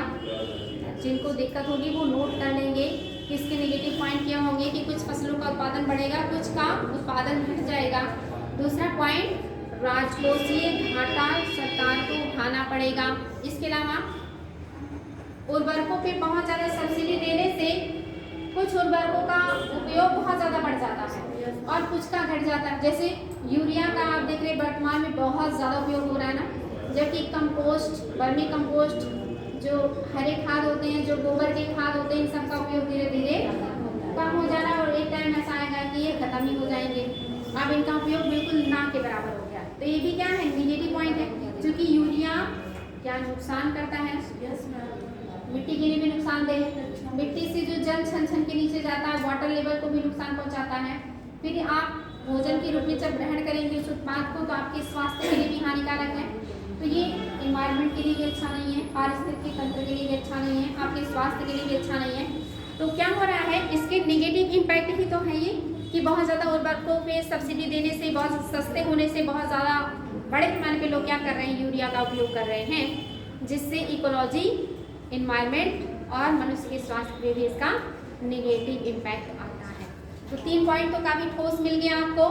पहला, उत्पादन एक बढ़ रहा है, दूसरे का घट रहा है। दूसरा, राजकोषीय घाटा बढ़ रहा है। तीसरा, उर्वरकों को बहुत ज़्यादा सब्सिडी देने से इकोलॉजी, इन्वायरमेंट और प्लस मनुष्यों के स्वास्थ्य पे भी इसका नेगेटिव इम्पैक्ट आता है। तो फायदों के साथ साथ नुकसान भी पता होना चाहिए। इसके अलावा जो कृषि पैटर्न है उसमें भी विकृतियाँ आती हैं। जैसे पहले के टाइम में रहता था, हर तरह की खेती होती थी, गेहूँ के साथ लोग मटर भी उगाते थे, सरसों भी उगाते थे, या बाकी चीज़ें भी, वो हर फसल उगाते थे, बैलेंसिंग रहता था। लेकिन आजकल जिसमें सब्सिडी मिल रही है उसका बड़े पैमाने पे उपयोग हो रहा है, जिससे कृषि पैटर्न भी डिस्टर्ब हो रहा है। पहले एक खाद्यान्न फसल के बाद फिर दलहनी फसल उगाते थे, फिर खाद्यान्न उगाते थे, फिर दलहनी, जिससे उर्वरक मेंटेन रहता था ना, उर्वरक क्षमता मिट्टी की मेंटेन रहती थी। लेकिन फायदा उठाने के लिए आप गन्ने लग रहे हैं तो 3-4 साल गन्ने ही गन्ने हो रहे हैं, या गेहूँ ही गेहूँ उत्पादन हो रहा है, या धान ही धान हो रहा है। तो इससे क्या हो रहा है? मिट्टी की उर्वरक क्षमता भी घट जाती है और जो फसल का पैटर्न है वो भी पहले जैसा नहीं है। पैटर्न सही वो होता है कि जब आप एक फसल के बाद, खाद्यान्न फसल के बाद फिर दलहनी फसल लगाएं। आप लोगों ने राइजोबियम के बारे में सुना होगा ना, दलहनी फसलों के जड़ों में राइजोबियम होता है, जो नाइट्रोजन का स्थिरीकरण प्राकृतिक रूप से करता है, और वो जो आपकी इन्वायरमेंट में नाइट्रोजन होता है ना, उसी को कन्वर्ट कर लेता है और उसका उपयोग करके वो मिट्टी में प्राकृतिक नाइट्रोजन ले आता है, जो आपके लिए नुकसानदेह नहीं होता। लेकिन आजकल लोग ऐसे फसलों का उत्पादन बहुत कम कर दिए हैं, इसलिए ये भी क्या है? नुकसान है सब्सिडी का। इसके अलावा बहुत ज़्यादा अगर विद्युत पे सब्सिडी मिले तो लोग क्या करेंगे? पानी का दुरुपयोग करेंगे ना। ट्यूबवेल चला दिया है, खेत में पानी जितना ज़रूरत नहीं उससे ज़्यादा भर रहा है, क्योंकि पता है कि बिजली का बिल ज़्यादा आना ही है, सरकार ने सब्सिडी दे रखी है, तो इससे क्या होगा, भूमिगत जो जल है वो आपका बहुत कम है ना, लिमिटेड है, पीने का पानी बहुत लिमिटेड है, तो उसका लोग क्या करते हैं, दुरुपयोग करते हैं। आपने देखा होगा मोटर आजकल बहुत चलन है ना, लगा के रात भर छोड़ देंगे, खेत में पानी ज़रूरत से ज़्यादा हो जाता है और फिर पानी का हम क्या कर रहे हैं, उस हिसाब से दुरुपयोग कर रहे हैं, ये भी नुकसान है। यानी कि फायदे के साथ साथ बहुत सारे नुकसान भी हैं। आप नेक्स्ट हेडिंग कीजिएगा, जो कि बहुत इंपॉर्टेंट है और बहुत बार आयोग के द्वारा पूछा भी गया है। विश्व व्यापार संगठन एवं कृषि सब्सिडी, बहुत इंपॉर्टेंट है ये। विश्व व्यापार संगठन, विश्व व्यापार संगठन एवं कृषि सब्सिडी, ये क्वेश्चन कई बार आया है कि विश्व व्यापार जो संगठन है या जो आपका WTO है, ये कृषि पे कितने प्रकार की सब्सिडी देता है और उन प्रकारों के बारे में भी पूछा है। किसी को पता है, जो पिछले साल पढ़े हैं बच्चे, एक दो लोग नजर आ रहे हैं, बताएंगे जरा WTO के द्वारा कृषि क्षेत्र में कौन सी सब्सिडी दी जाती है। रागी, आपने पढ़ा था पिछले साल, अगर पढ़ा है तो बताएंगे। भूल गया, किसी को नहीं याद, आप लोगों में से किसी को पता है WTO के द्वारा कौन सी सब्सिडी दी जाती है कृषि क्षेत्र में।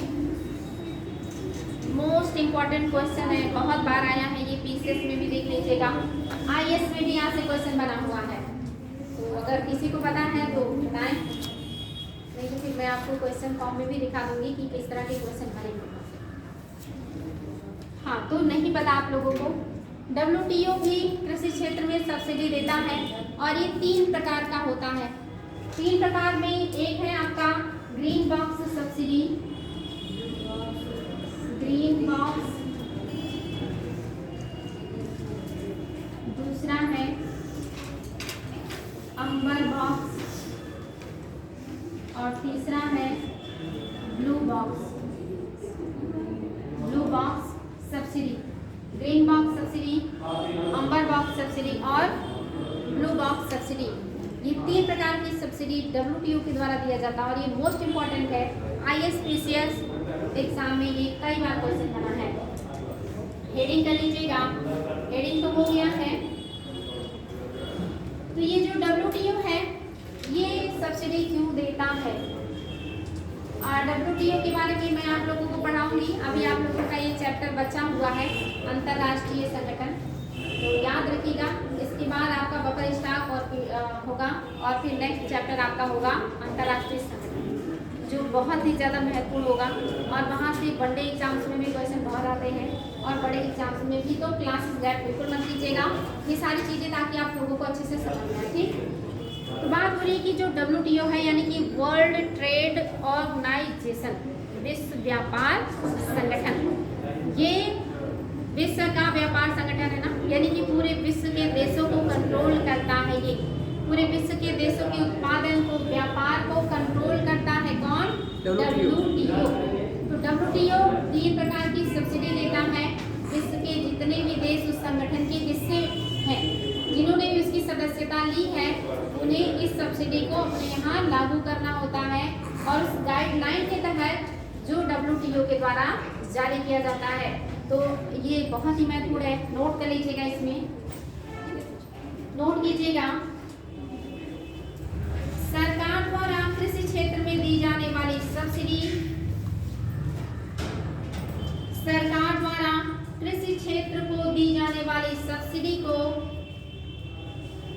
सरकार द्वारा कृषि क्षेत्र में दी जाने वाली सब्सिडी को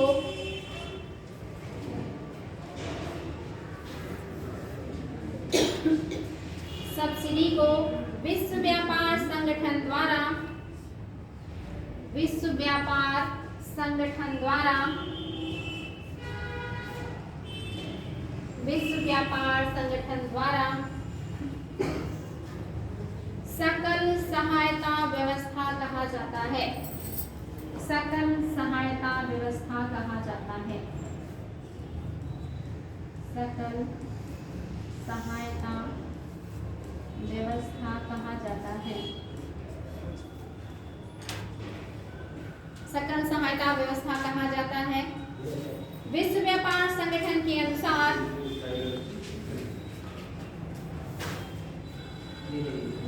विश्व व्यापार संगठन के अनुसार किसी देश द्वारा अपने कृषि क्षेत्र को विश्व व्यापार संगठन के अनुसार किसी देश द्वारा कृषि क्षेत्र को किसी देश द्वारा अपने कृषि क्षेत्र को दी जाने वाली छूटें ब्रैकेट में जैसे एमएसपी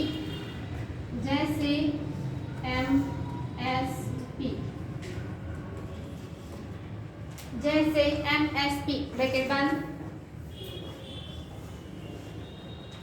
तथा आगत अभी बताया ना, आगत किसे कहते हैं? आगत छूटे सहायकी ब्रैकेट में, आगत छूटे ब्रैकेट में जैसे ऋण, उर्वरक, सिंचाई, बिजली इत्यादि। ऋण, उर्वरक, सिंचाई, बिजली इत्यादि। ऋण, उर्वरक, सिंचाई, बिजली इत्यादि ब्रैकेट बंद कृषिगत मूल्यों को घटाती हैं। कृषिगत मूल्यों को घटाती हैं।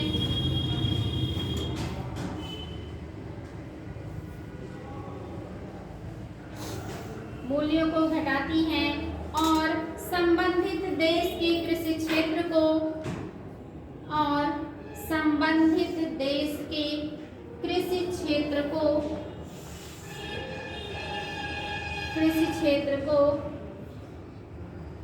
अनुचित एवं अधिक वैश्विक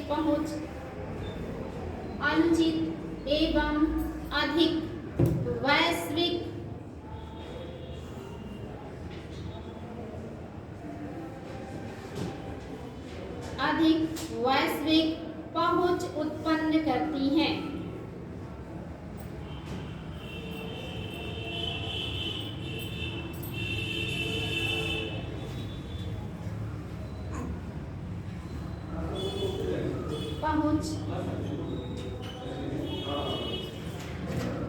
ऐसी छूटें विश्व व्यापार में विसंगति उत्पन्न करती हैं। पहुंच सुनिश्चित करती हैं। ऐसी छूटें विश्व व्यापार में विसंगति यानी अव्यवस्था, विसंगति उत्पन्न करती हैं। ऐसी छूटें विश्व व्यापार में विसंगति उत्पन्न करती है। बात समझ में आया? जो WTO है ये कहता है कि जो सरकार के द्वारा अपने यहाँ कृषि क्षेत्र में सहायता दी जाती है, जैसे कि MSP मिनिमम सपोर्ट प्राइस, और आगतों में जो छूटें दी जाती यानी कि सब्सिडी दी जाती, जैसे उर्वरक, सिंचाई, बिजली, कीटनाशक, इन पे जो छूटें दी जाती हैं, इस सब की वजह से उत्पादन बहुत ज़्यादा बढ़ जाता है। उत्पादन बहुत ज़्यादा बढ़ने से उसका क्या होता है, वो जो देश है वो दुनिया के अन्य देशों में बहुत आसानी से और सस्ते में अपने सामानों को बेचती है। जैसे चाइना क्या कर रहा है, उसके यहाँ सरकार बहुत ज़्यादा सब्सिडी देती है, जिससे उत्पादन बहुत ज़्यादा बढ़ता है। उत्पादन बहुत ज़्यादा बढ़ने से उत्पाद सस्ते हो जाते हैं और सस्ते होने से चाइनीज जो सामान है उसका डिमांड पूरी दुनिया में बहुत ज़्यादा रहता है। और डिमांड अगर बढ़ेगा किसी एक देश का तो बाकी देशों को फायदा होगा कि नुकसान? नुकसान होगा। और चूंकि सभी देशों का मुखिया कौन है? WTO। वो नहीं चाहता कि एक देश को फायदा और बाकी सारे देश नुकसान में जाए, इसलिए वो कहता है कि आप अपने यहाँ एक सीमा से ज़्यादा MSP जारी नहीं कर सकते और ना ही सब्सिडी दे सकते हैं। बात समझ में आया? यानी विश्व स्तर पे कौन कंट्रोल करेगा? WTO के उस संगठन के जो सदस्य देश हैं वो अपने देश में एक सीमा से ज़्यादा सब्सिडी और एमएसपी किसानों को या उद्योगों को नहीं दे सकते, नहीं तो इससे उत्पादन बहुत ज़्यादा बढ़ेगा, उत्पाद सस्ता होगा और वो बाकी देशों के लिए क्या होगा, खतरा बनेगा, बाकी देश के व्यापार के लिए खतरा उत्पन्न करेगा। इसीलिए कह रहा है ये व्यापार में विसंगति अव्यवस्था उत्पन्न करता है। आगे बात समझ में चलिए आगे बढ़ेंगे। नेक्स्ट हेडिंग, अब ये जो सब्सिडी है इसमें पहला heading green box subsidy. Green box subsidy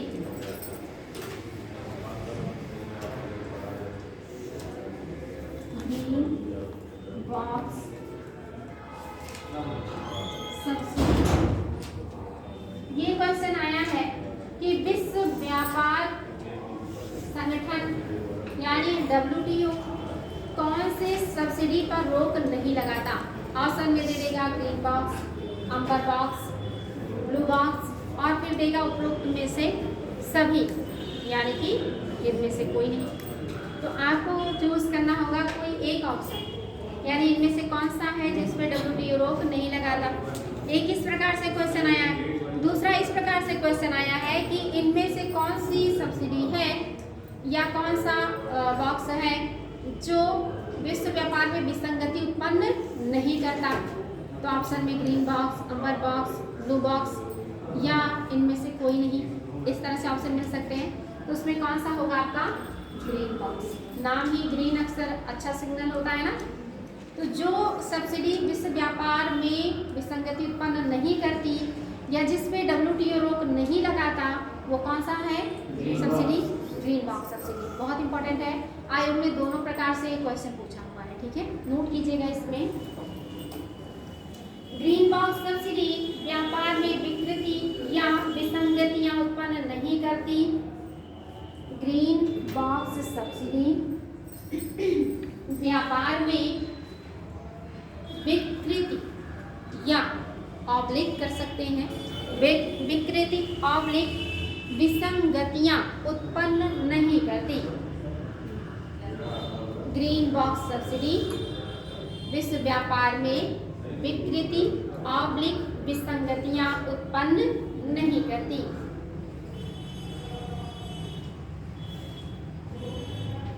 या न्यूनतम व्यापार विसंगति उत्पन्न करती है, या न्यूनतम व्यापार विसंगति उत्पन्न करती है, न्यूनतम व्यापार विसंगति उत्पन्न करती है। WTO द्वारा इस प्रकार की सब्सिडी पर कोई प्रतिबंध नहीं लगाया गया है।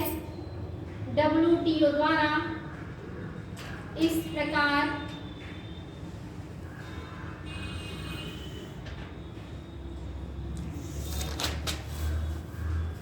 WTO द्वारा इस प्रकार की सब्सिडी पर कोई प्रतिबंध नहीं लगाया गया है। बेटे आप लोगों का और भी क्लास है, यहाँ पे छोड़ दें फिर, अभी ये कंप्लीट नहीं हुआ है। कहीं कोई दिक्कत? ठीक है, तो रिवीजन करके आइएगा, मैं कल क्वेश्चन पूछूंगी, ठीक है। और जो पॉइंट नहीं समझ में आएगा वो आप लोग देखिएगा।